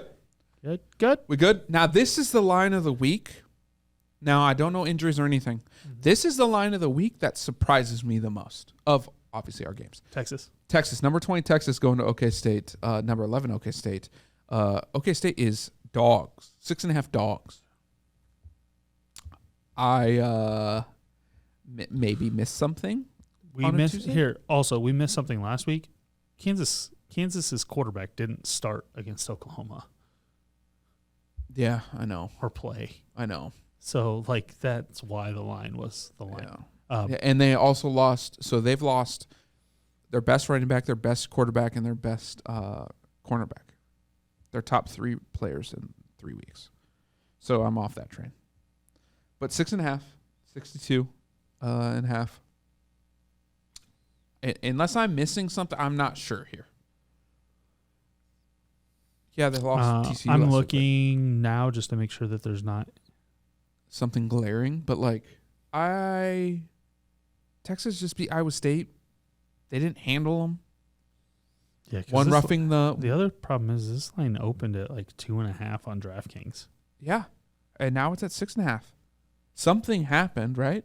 Had to have, but like our argument Right. that we alluded to. Targeting. This game's different with that call. Every angle we had, except for the one that you mysteriously popped up, that's Steve hated that. when Steve said that. He's like, "Where'd it come from? What's the I need source." Like, well, I mean, it's not like it wasn't at the game, by penalty, by rule, that is targeting. right? And also by how many guys Iowa State's had ejected for targeting this year on. But I get why they didn't call it, and I get why you would call it. Both But of I them. mean, here's my thing. So get rid of the damn rule. Targeting in general Stupid ass rule. Stupid. is in many things like football, we know it when we see it. When that play happened, my immediate reaction was targeting. See, mine wasn't. And so, like, that's Immediately. offense versus defense mindset. Probably. But, Probably. like, literally, we're watching live. Right. I say to my wife, that's targeting 15 yards. The penalty, like, the fumble doesn't matter. Like, 'cause Right. she's like, oh, is it a fumble? Is it Right. not? Doesn't matter. I was like, doesn't matter. Penalty. It's targeting. Yeah. I was like, they got targeting. They'll review it. Like, whatever. It'll be fine. It So, wasn't. like, I walked out of the room, walking in, and then that's when I start tweeting Yeah. because Mad tweeting. It was awesome. be there. The problem is that you have a quarterback, and I said this to both you and Steve, that he got tackled, went to his knees, and is now in a chest up on my knees position at a level of which no matter what the defense does is in a vulnerable position. And again, that's not fair to the defense, and it's not at all, because the offensive guy, running back, receiver, quarterback, gets to put their head down on every play. Right. And we see it every play. Right. And the defense gets no It's targeting. room for air Right. when they put their helmet into the guy's helmet who is down in the same vulnerable position. It's a safety issue for both sides. Defense is 99.9% of the time the guy that gets penalized. By the way, for it. for those who have not played football, if the offensive guy puts his helmet down, Yeah. for you to get lower physically, And even with your head up, you have to somehow squat. get lower. And guess what's going to go first? Your head, your shoulders. Then you could probably still get your head back up, which is fine. But you're going to get targeted. There's no way really You either around got to that get situation. ran over and Which take is him not- down with you, Not happening. which is you're not going to put yourself in a vulnerable position. Because I'm the not only getting way, hit. So like Right. if you were to put your head down and run into me, Right. and the only way for me not to do this Is to present your chest. is to present my chest, And now you're and therefore I'm catching your legs. I Correct. can't catch your upper body at all. Nope. And so, No, thank but you. you're not targeting me. Which should be. I'm only targeting you with your head down when I put my head down. Right. Not a fair rule. No, not at all. But safety nonetheless, allegedly. So here's the thing. He is on his way down. I mean, this far from the ground based on replay with a guy tackling him. The safety comes in, not attempting to target. No. Again, You guys, head kind of in an up position. By the way, first down line, where Deckers is. Correct. So the safety's coming in to stop him from getting one more inch. Yeah. That's the mindset you Yep. have to think here. Yeah. One more inch, can't get an And inch. Does head up, but is in a downward position. So I'm lunging with my face up, but your head is down. Right. I only have one place I can hit. I can hit here Or or here. And he hit, like, basically Somewhere both. in between with the face mask / top of What his. they call crown, which is Yeah, I would he even did say the that it was a best, crown. I believe, in my opinion, the best he could have But done. it was but it's still targeted. specifically contact to the head or neck area of a defensive player. And that play got reviewed It did. for A while. 5 minutes easily. We're looking at Angles. recovery of the fumble. We're looking at Fumble, yardage. knee, We're everything. looking knee. It did not get reviewed for targeting. It wasn't even in discussion. Correct. And that's the problem, is that we went through the whole process. We wasted the time, and I say wasted because they didn't get the call right. But like everybody wants to say like, oh, we shouldn't call down because it's going to waste more time. It's not like, no. We're wasting time throughout the games seeing if We're not a guy looking for- got 2 yards on second down Right. and his foot was in bounds. We're wasting time on other plays. Where we're not wasting time is if you're going to be consistent, which you haven't been. Right. Specifically, you haven't been with this team. And I can say that because I watch Iowa State on a weekly basis. They get a lot. They've of targeting. gotten for multiple badly years, not just this year. By the way, screwed this year 3 times. last year 2 was at of least 3 this year have been bad calls. 2 of 3 have also not the same 2 of 3. One got called down from the booth and not called, but the other one got called down from the booth, stopped play, no flags on the field, no nothing. Kid got up, ran back to the huddle. Iowa State's guy got run back to the huddle, ejected. You go. And now we're talking about a quarterback getting tackled, going to the ground. The targeting play in discussion is the one that causes the fumble. Which was, so it's there. That You're looking ends at the it. game You're looking at it. winning or tying drive and gives Texas the ball back to end it. So it's just to a point now where like replay doesn't help because they're not getting the replay right. The booth isn't calling down when they need to be calling down. It's because just the based rule on sucks. It's a bullshit rule. Right, but we like, had I mean, spearing what are we before. not? We've Right. had spearing our entire careers. Right. Spearing 100%. to me is very obvious. That's what targeting came from. Right. If I do this, offensively or defensively, by the way, which they never call offense, Right. but if I do that, Yeah, but it's throw the flag. right. So That play he fair made or was the best foul, football. the play Tennessee Alabama when the defensive end comes in, ducks his head, and then pulls it up, but still makes contact. Which I'm trying to. This was on Bryce Young, late hit. He actually got pushed into a guy who was laying down, which that made it look way worse than it was. 21, big defensive lineman Yep. for Tennessee. Okay. Comes in, Got it. ducks his head, but Yep. then he does one of these. So we're like, but makes contact about here slightly. So like doesn't follow through like the guy in the, what was it, FSU Notre Dame game or whatever it was earlier in the year. Which But was by definition but the flag. to me, that call was not targeting, but what it was unnecessary roughness. Correct. They missed that. Oh, they did miss it. I agree. I knew it was But a flag that's for the something. problem is everybody wanted targeting, and I'm like, no. This is where we're missing the whole thing. Is just like we are trying to call everything targeting or nothing, and it's like there is That's in so much in between targeting and nothing. But that's what I'm that getting we're to. missing. There was spearing, Yeah, and then there was unnecessary roughness. correct. We And went then there's away nothing, and then we went And away there's from just- that. and then there's just football, Correct. which is a lot of these plays. So we need to go back to what it was and just be aware more of it. Because even in the Iowa State game, by rule right now is targeting. Yeah. I would agree after seeing your angle.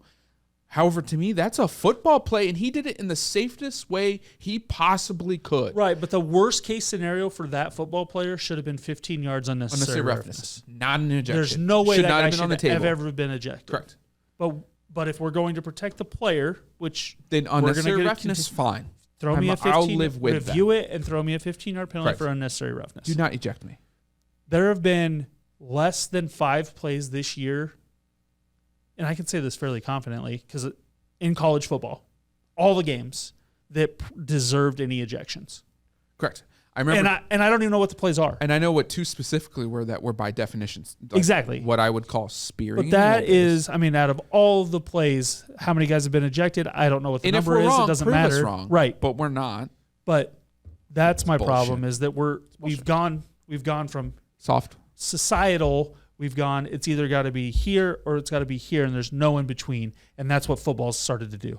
Which is crazy because when you say societal, we literally mean name a topic. Correct. You can't be in the middle. You can't even be a little bit leaning one way or the other. Because you're wrong. Because you're wrong. And like a little bit of that was probably some of our argument. Yeah. Was that like we either thought that, and because we had to, because it either had to be targeting or it Because didn't. of how the rule is. Like our argument was based on how the rule has caused us to react as fans, which that either has to be targeting or not. or not. And through our discussions, it became clear that like I wasn't saying that from an Iowa State fan perspective. Right. I was saying it From from a a rule perspective of here's the angles and this is why this has to be.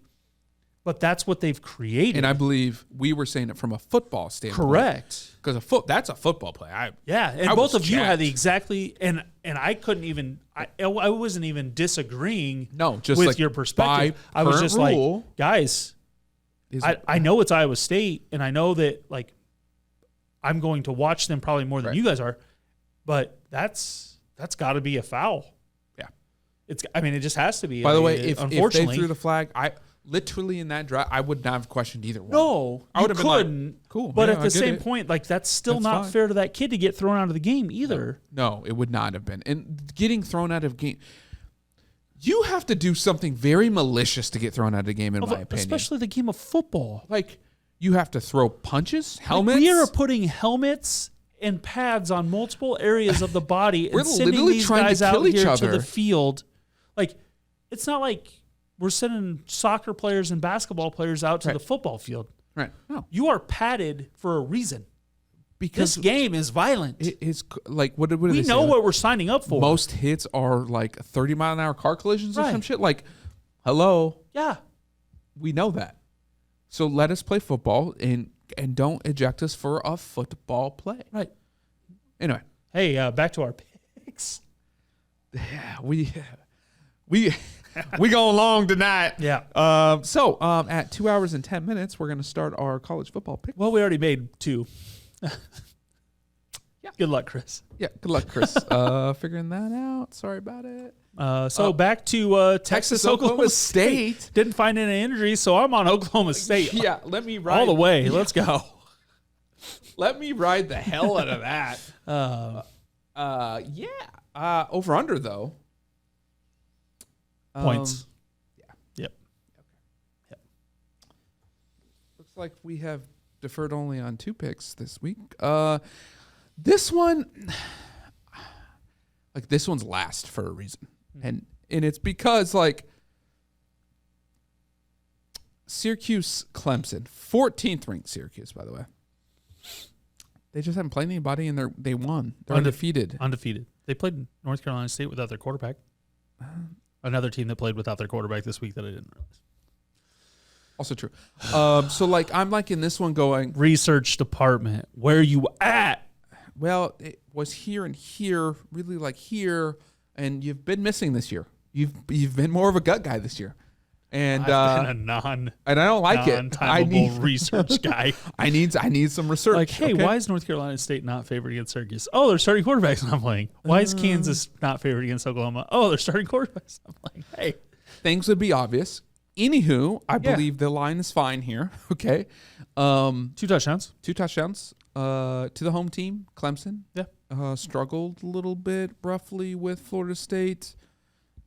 Is Syracuse better than Florida State? Florida State, I don't know. Syracuse is undefeated. Top 15 matchup. I'm going to interrupt you. Please do. Syracuse, not a good football team. I have Clemson. 49.5. Under. What? Syracuse isn't scoring. This game is going to be 35-10. Really? Yeah. I know nothing about this game. I don't. What's your gut tell you? Honestly? Yeah. My gut says Clemson, Syracuse, and not because of a hedge. Okay, Ryan. Not because I'm saying I'm hedging, but the simple fact is I think Syracuse will cover. Okay. And then I'm going over because I think they're both going to score. Oh, gotcha. All right. They're both going to score 20 points. Clemson's going to score more than 20. All right. So I see here we are. 31-34. We know Ryan's hedging. You ain't wrong. Game of the week. Let's go. Pac-12. Doesn't matter because you're not going to the playoffs. It's fine. Whatever. UCLA, Oregon. Hey. Oregon's back in the top 10. Wait. UCLA is still undefeated. They're not going because they're probably going to end up losing this game. I just want to verify that. No. Oh, yeah. Well, to be fair, mentally I had them losing to USC, so. They haven't played yet. Yes, UCLA is still undefeated. Pac-12 is not completely eliminated. We just never considered UCLA to be in that spot. UCLA embarrassed Washington. Remember this. Washington has been embarrassed weeks since. I get it. I'm just saying. Shitty shot on a Pac-12 making it to the playoffs? No, absolutely not. Okay, thank you. I'm just saying that, they're not in my mind, yet. they were completely eliminated. I forgot about UCLA. Okay, because fair. if they run the table, they're going to get in. Because here's the thing. There's enough solid teams in the Pac-12 this year. The Pac-12 is better this year than it has been. Let's give a little bit of credit there. Honestly, Pac-12 is probably the second conference in the league. Arguably. Who do you have in the Big Ten besides Ohio State and Michigan? You're talking about overall. Overall. Yeah, obviously SEC because Big Ten, no. ACC, no. So Big 12, no. So Pac-12 is it. Yeah. So because of the bad play from the other, not because of we're so impressed with the Pac-12 by any means. No, correct. Because this is what we've come to expect with the Pac-12. Yeah, but everybody else is down. Yeah. No, I don't. So you can't. That's what I'm saying. Fine, if UCLA. let's do agree on this. If someone doesn't go undefeated, they're not making it from the Pac-12. That's a no-brainer. Besides SEC, can anyone have a loss? without a lot of teams having a loss. Ohio State, because of politics, is the only team that could have a loss. What they would have to not play in the Big Ten championship. There's no way. And you know who they would have to lose to in the Big Ten championship? A Big Ten West team. The fifth. I'm just saying. No, they would have to lose to at least the fifth best team in the Big Ten in order to have a loss and still make it. Just want to throw that out there. Because that would either be Michigan State, Wisconsin, Iowa, Purdue, Minnesota, Nebraska. or Illinois, or Nebraska. Because they're all in of those it. teams that I Are named still in while it. you were while you were vomiting and I was talking. One of them's making it Correct. to that championship game. Yeah, exactly. Okay, so They could lose to. but if they lose to one of those teams, they don't deserve to be in. Let's be very clear. They will be. No, yes, you're 100% correct, but they will be. No, I don't think they will. Politics. The only thing I don't see them being in. So this is a scenario. And So is that my hope for USC? is USC's? It's a game over. If USC runs the table, wins the Pac-12 championship, With and one loss? somehow the Ohio State were to lose to a pathetic, you have to. Then you're assuming Clemson loses sometime.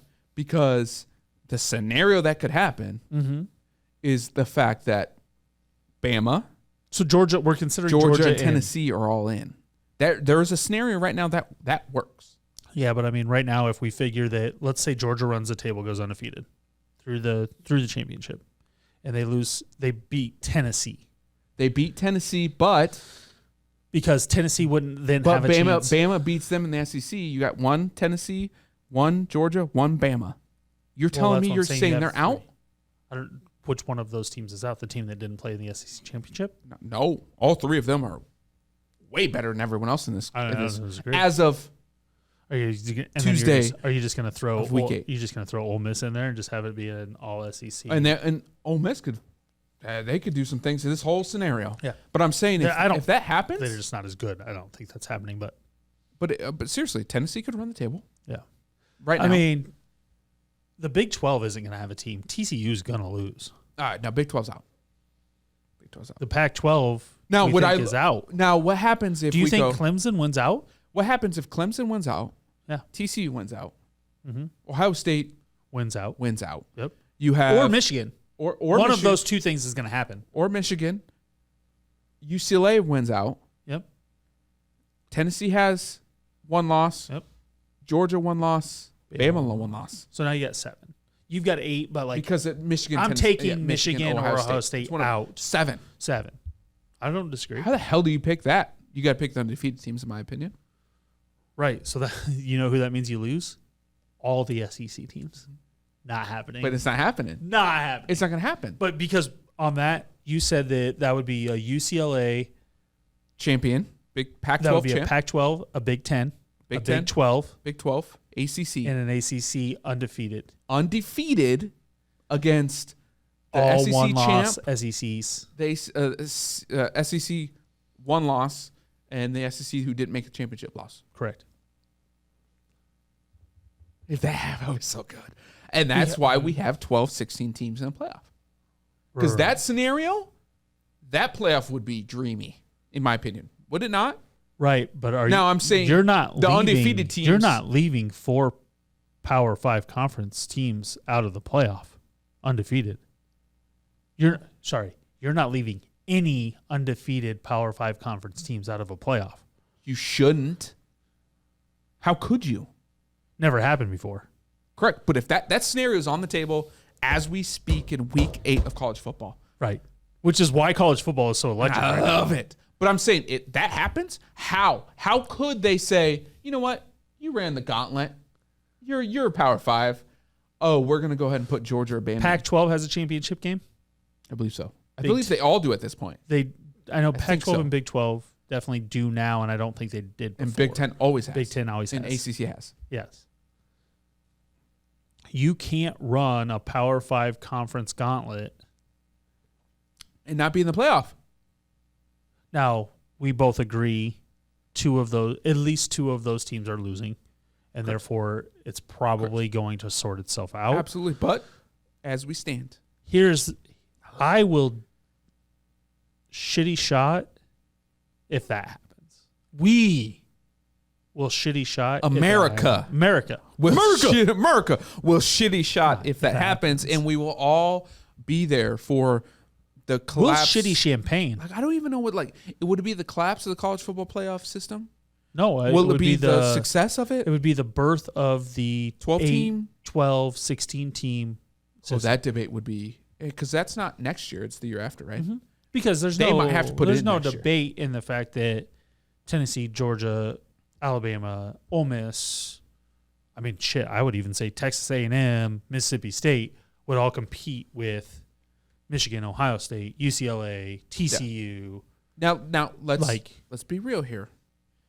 We saying the SEC would be out. We're not saying the SEC is weaker than those teams. No. We're I'm simply pretty saying sure they would beat the shit that out if of you're them. a Power 5 conference team And you're you undefeated? go undefeated through your conference championship, You've done everything. You're in the playoffs. we have not. That would be unprecedented in the What? fact that we have not. We've seen UCF left out. We've seen Correct. They're not Power 5. The Chanticleers left out. We've seen Cincinnati left out. Not I mean, Power- we've seen them put in. We've also seen them left out. You have to. We have not seen undefeated Power 5 conference champions, and I say that because Doesn't happen. we've seen undefeated Big 12 champions left out without a championship. without a championship.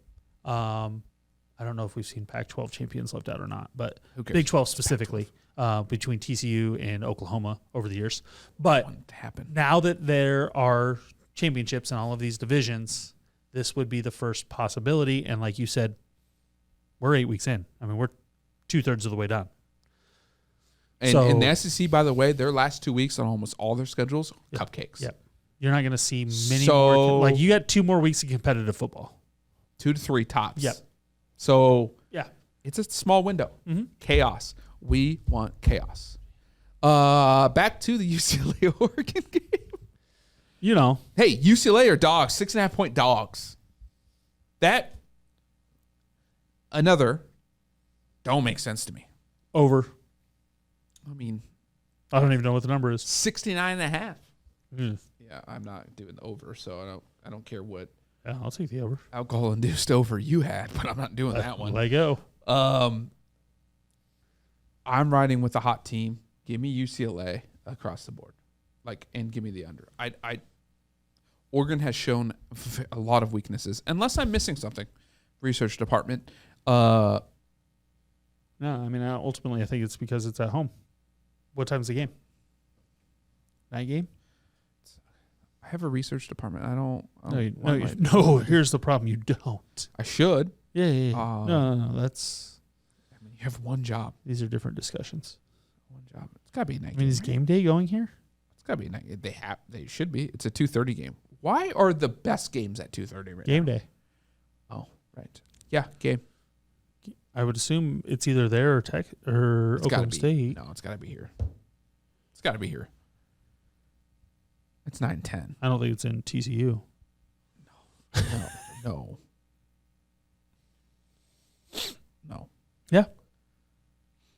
That's it. That's the reason. Yeah. I mean, 2:30 Oregon. No, I mean, I'm Okay, give me your picks. waiting Waiting on you, bud. Waiting I on mean, you, I bruh. gotta take UCLA, man. I don't understand what. I don't understand what's there. I don't understand what's there. Yeah. I mean, I think I just I think don't it understand probably what's there. should be a high scoring game. I don't disagree, but I don't understand what's there. UCLA is getting 49 points in that game, bud. And That if they means get the- 49, Oregon's that at least getting 20. That means the other team only has scored 21. And that's going to happen. Yep. And you're on the under, so just curious.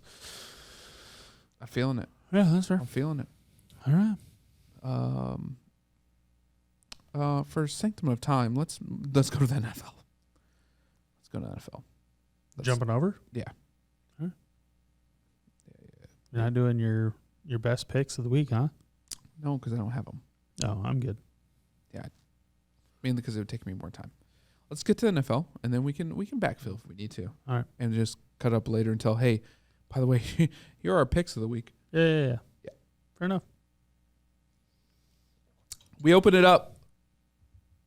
And that's not This because just of the isn't drink. going to last as long because it's not Exactly. as exciting. I mean, in all Saints honesty. Cards at Arizona, 1.5 or 1 if you go to DraftKings, 44.5 across the board. Just going to go make my picks. I'm going to go Cards. Cards. And you know what happens on Thursday Night Football. Under. I mean, give me the Saints. Across the board? Yeah. Why? The Cardinals are a terrible football team. The Saints aren't great, but they found a way to win. D-Hop's back.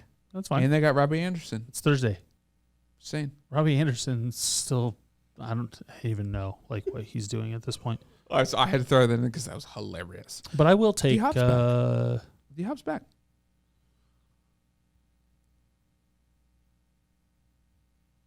What? Are you skipping the next game already?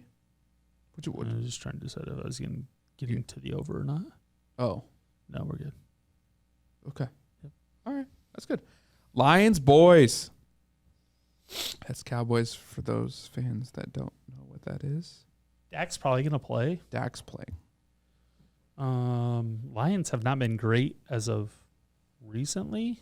Teams have started to figure them out a little bit. Like 7. Give me a hook somewhere. I think Dallas finds a way to win this game. Or I hope so. It's in Dallas, so I always have reservations of that for good reason. That's a lot of. I mean, give me Dallas. Tough. Give me Dallas to find a way to win by 10. 49 or 48.5, I should say. Feels like too many damn points.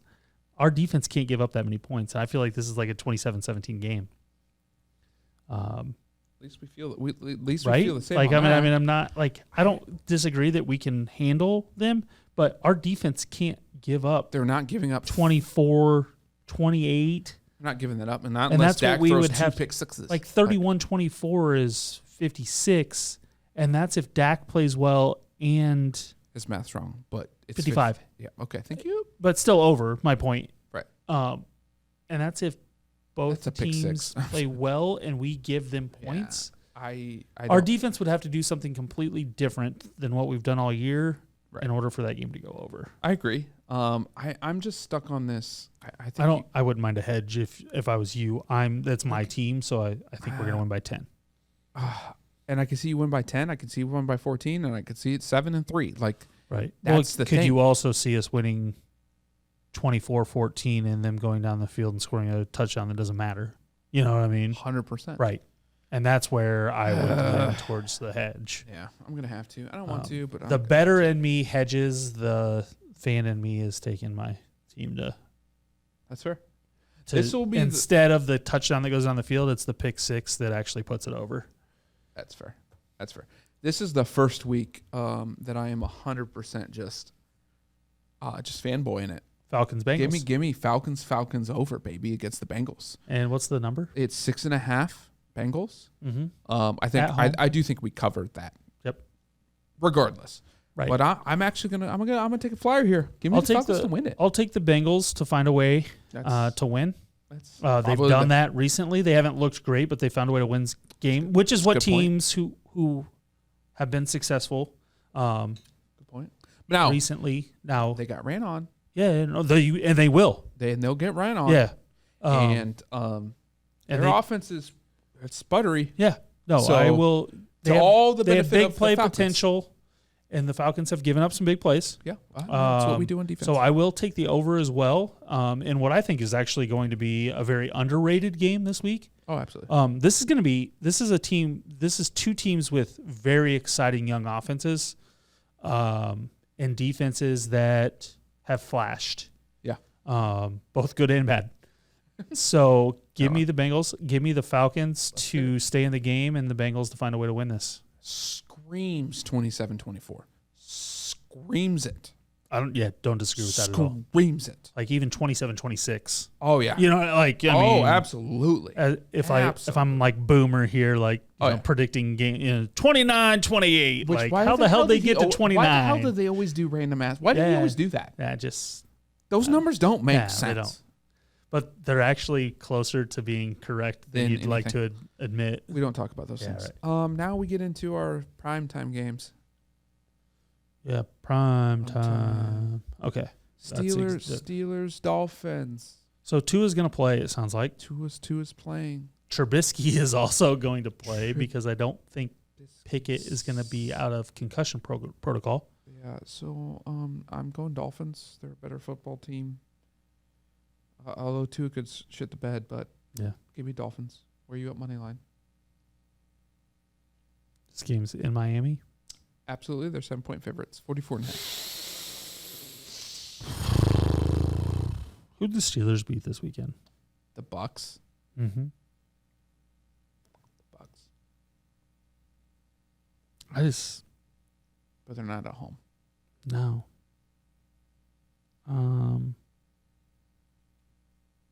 Line is give me just I'll hedge this for lack of having any feeling for this game. Dolphins, Steelers. I mean, I don't have anything to say about this game. Like, I'm also there's too many question marks. First of all, right now. I'm also gonna do the same thing. By the way, for commentary, like there's too many unknowns for me to comment heavily on this game. I mean, it depends on who plays. If Tua's good, and I mean Trubisky looked good when he needed to. 24-21, right? Is over. But to me, that's max. Yeah, I mean I get it, but like, I mean, the Steelers aren't elite on if Tua can throw the ball down the field to Tyreek and stuff like that. They can score 31. You're not wrong. 31-14 is over. Like, I'm taking the over, and I don't feel great about it, but I'm taking the under just because I gave you my max, and it's sitting there. And fair. Huh? If I get burned, I get burned. All right, Bears Patriots. Woo! Monday Night Football. Everyone's gonna pay attention to this game. Give me the Patriots. Let's go. Absolutely, give me the pass. 7.5 though. That's quite a bit. But I don't even know if everyone can score that many points. Baylor Zappi taking care of business. That's a lot of points. Yep. Domination. I can't do it. Domination. So is that over then? What's the score? 39.5. Oh, jeez. No, I don't think the Bears can score more than 13. Yeah, okay. And so that would mean I need 27 out of the Patriots. You said 13? Yeah, the Bears are going to score 13. 21. No. 7.5. Oh, to go over. Yeah. Give me the over. Okay. 31-13. I don't think either team's gonna light up the scoreboard. 31-13. And it's not a prediction. It's gonna end 2013. Name that movie. I can't. But I'm just gonna Waterboy. I'm gonna Tony Romo it, which called the Bills Chiefs game. So I'm gonna go 2013. We never did recap of the Bills. No, because it wasn't on our thing. Because somehow if we missed that as we just didn't put it down. All right, we don't have game of the week in NFL. We have Thursday Night Football, our games of Sunday night, Monday night. Should have we of? Yeah, absolutely. I will take Thursday night out every week, but I have to talk shit about it because it's so bad. We should just add in when we have a we should probably. Game. Yeah, we probably. Yeah, that's fine. You know, sometimes you miss, sometimes you win. All right. Are we going back to college now, or are you going? Whatever. Now at this point, Chris, I should put this down. It's only 7:01. 2:34. We're doing pretty good.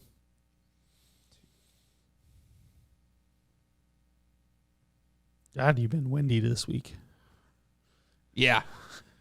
It's always the windy one. Always you. Have you seen all our reels? Like, I have little spurts, and then it's Cole on this long 30 seconds. Who's sitting at an angle, not looking at the camera. It's like, I think we hey, it's me. They're like, who's the guy talking in the shadows? He never shuts up. Oh, shit. Yeah, might as well stick with the NFL. Going to the NFL first? All right. The only reason I say that is because NFL's pulled up on DraftKings right now. Yeah. Moneyline lock.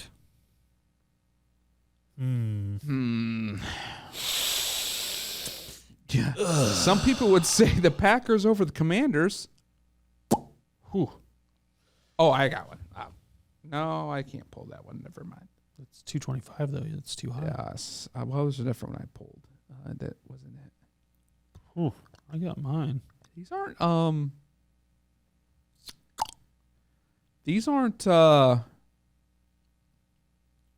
You see, the Chiefs are only minus 164 against the Niners. Sure did see that one. Give me that. Especially coming off a loss. Yeah.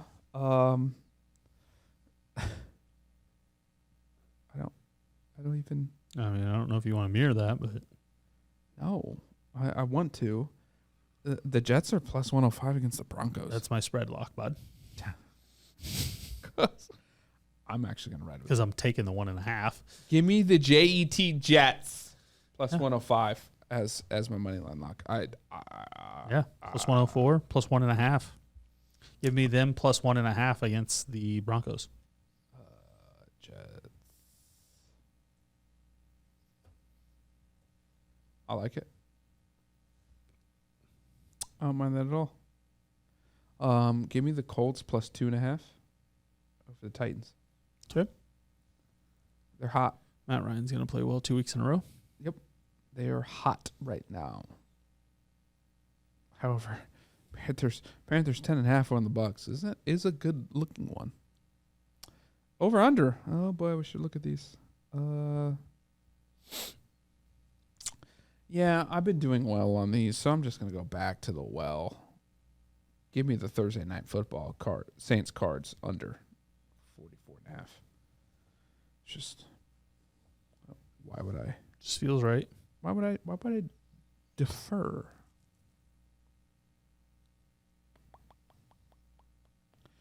Man, the Giants are dogs too against the Jags. Yeah, that was the one the other one that I was looking at. There's some games in this. Give me the under in that game, 42.5. Okay.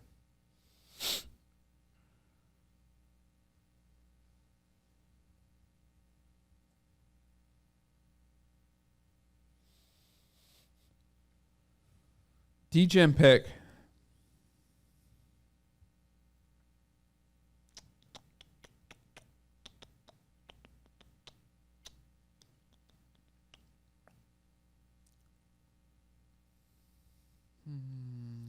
There's not a lot.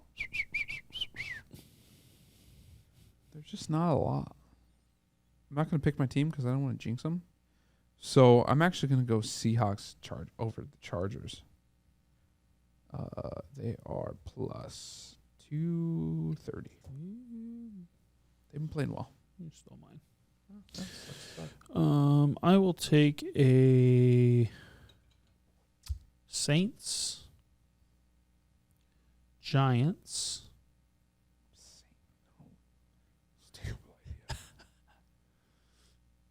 Two-leg parlay at plus 364. Why? The Saints are playing the Cardinals. The Giants are playing the Jaguars. I like the Giants. The Saints is a terrible life choice. The Cardinals are awful. They're getting D-Hop back. That's fine. All I'm saying. Fine. It's going to be a difference maker. They will score. The Saints have won without like their top 7 receivers playing a game in the last 3 First weeks. of all, the Saints don't have top 7 receivers. Michael Thomas. He hasn't played in 4 years. By When 4 he's years, played 18 2 times months. this year, he's got like 15 receptions in both games. He's been When he plays 2 times unstoppable. this year, he played how many last year? 4 I'm times? just saying, like Olave was playing this year? out, Thomas was out. Olave's out. Is Thomas out? I'm probably. sure he's probably out again. Like he's resting. He's tired. So is Winston back? He already got paid. Yeah, he was the emergency quarterback this week. Yeah, so he's back this week. Yeah, it should be. Yeah, But- trust Jameis. I'd feel better if Dalton was playing. I would too. Yeah. That's what I'm saying. Well, we'll see. Yeah, go put your starter in there. You trust? It's another PlayStation tournament week. Oh, no, Xbox tournament week? I didn't know that. I have no idea. I have no idea. But that's if it on the is- weekend. It's not a weekend. It's a Thursday game. Just saying. Colegio football.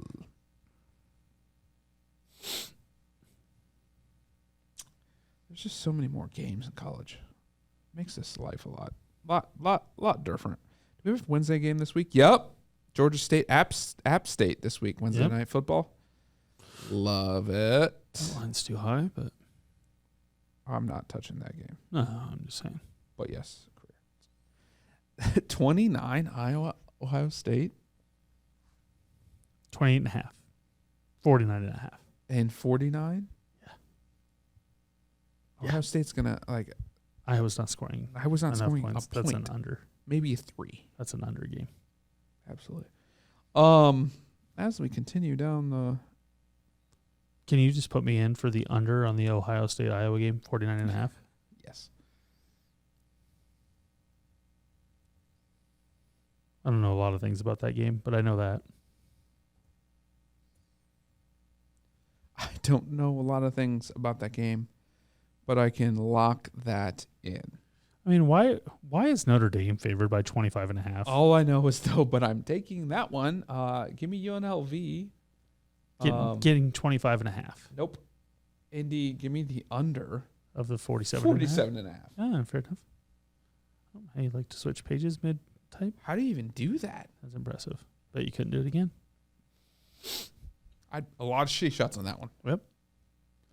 I will take Ole Miss getting 1.5 at LSU.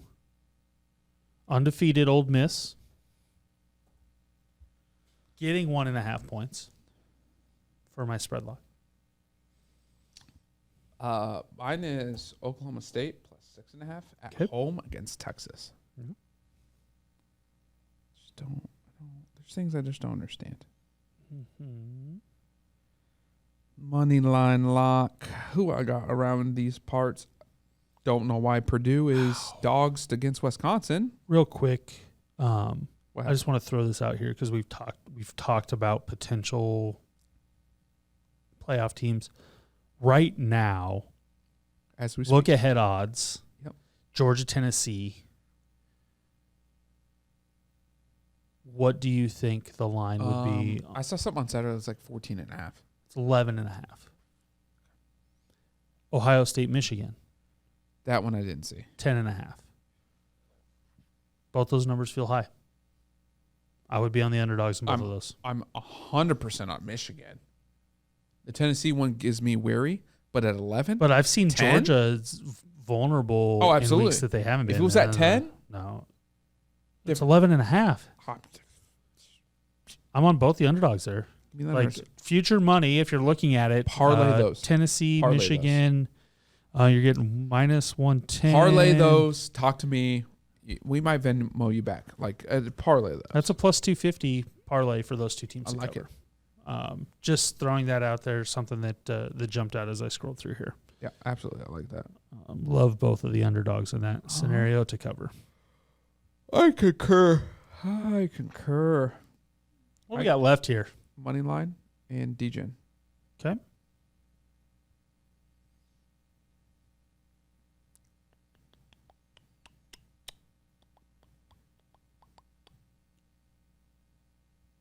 Money line.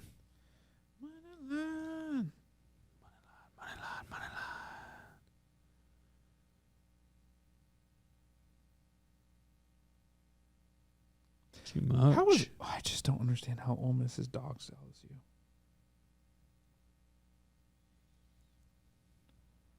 There's dogs in here that don't make no damn sense. Damn sense. Don't make any damn sense.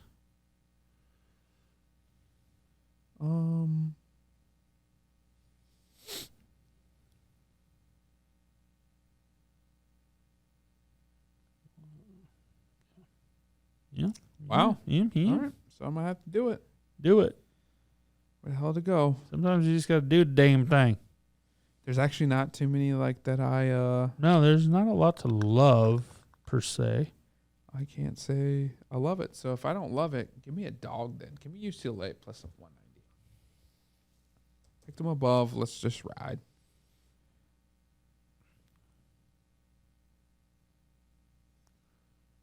Let's just ride. I am going to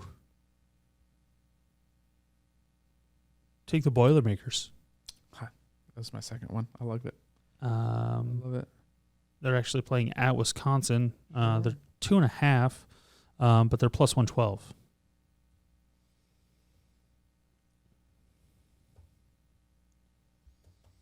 Yeah. I don't know why they would be dogs. Okay, D-Gen. Let's go. Let's get freaky with it this week. I'm going for a major upset, if I can find one. That is just a major. No one thinks it's gonna happen, But it's going to happen. but it's gonna happen. Who's Notre Dame playing? Do you realize the two teams that have beat them, their only victories? Have been Notre Dame. Yep. I sure do. I don't. Stanford and Marshall for those scoring at It's UNLV. I don't think they were going to get that done, though. home. UNLV, Marshall, who you got? Ooh, that's a tough one. UNLV. Yes. Marshall beat Notre Dame. I know. UNLV, Stanford. Who you got? I get it. I get where you're going with it. Here to voice it while you look. I just can't do it. I'm just. So the you pick it. Thought in the back of your head. Pick it. The fact that UCLA is plus 190 is just absurd to me. It's just so absurd. So absurd. You know what? I couldn't find a really big one. I just couldn't. Give me Liberty. What the hell? Liberty. Over BYU, plus. 205. Yeah, go ahead and give me Duke over Miami. 265. Why not? That's right. Hate that. I like it. Any shitty shots this week? There really hasn't been much. Yeah. It's a lot easier in golf. Yep. Football's tough. All right, back to college. That was college. No, back buddy. to not college. Back to back to big parlay. Absolutely. I need to put in our oops, that's not the green. Big parlay. Cowboys did not win that game.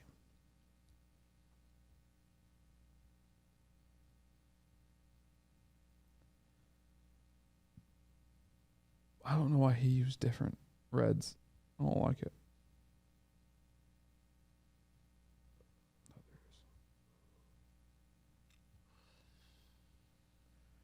I like the setup for the rest of. I mean, our teams are pretty set up.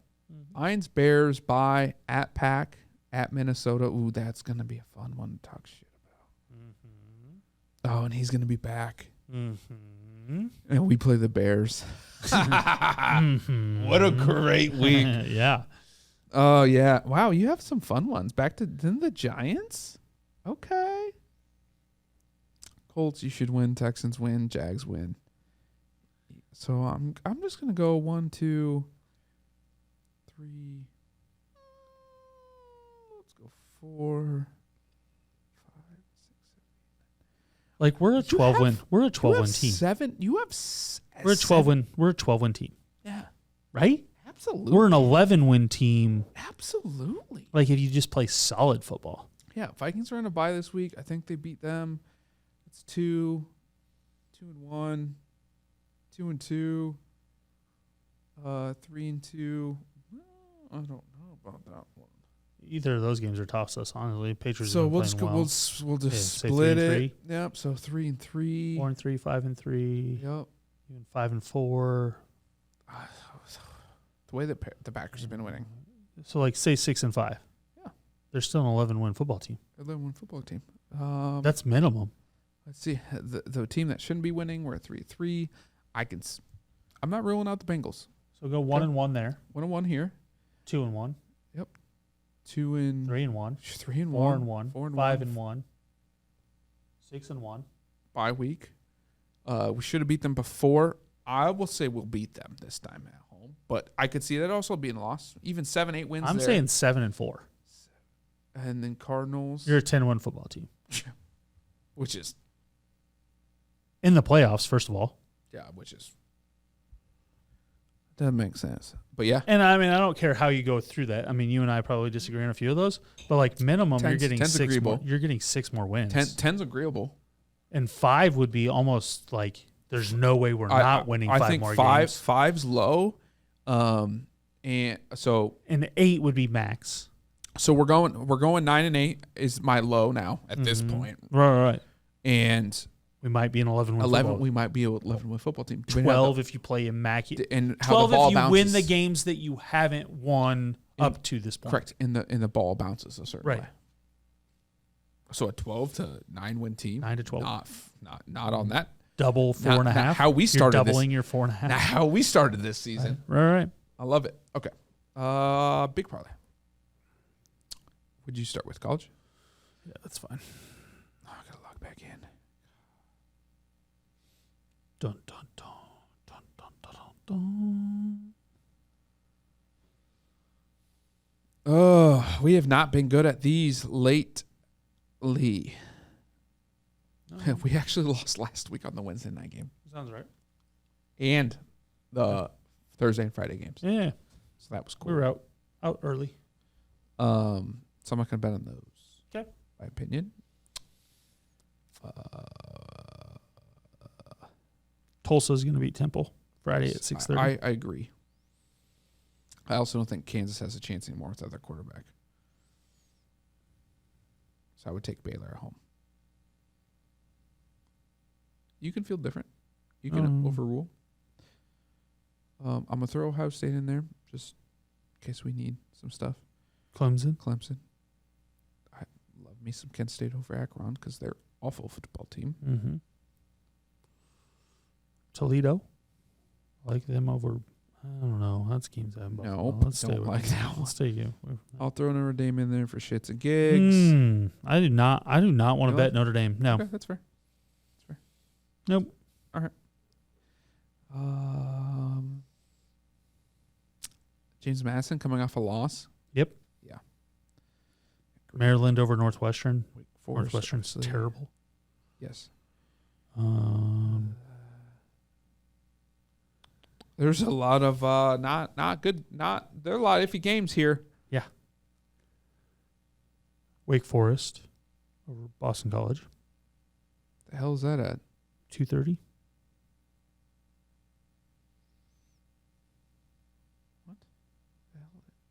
How did they order this? Not alphabetically. Oh, yeah, I already picked it. Okay. That's why. Okay. Then I get into. San Jose State. New Mexico State's an awful football. Mm-hmm. I even like Fresno. Yeah, I don't disagree with that. Bama. Yep. If we need them, we can always take them out later. I don't like much else. I like Penn State over Minnesota. I don't think Minnesota is very good. Why is that so close? But I'll throw Oregon State in there in case our NFLs get wacky.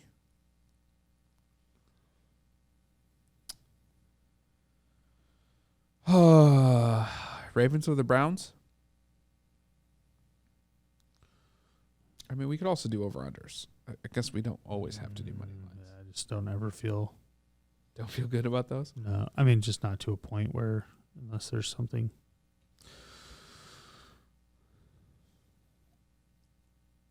I really just Because don't. currently we're ever, at plus 637. Yeah, Ravens have to win that game. Like, for their season, they have to. Mm-hmm. I just, there's some things in here that don't make sense. Packers also have to win.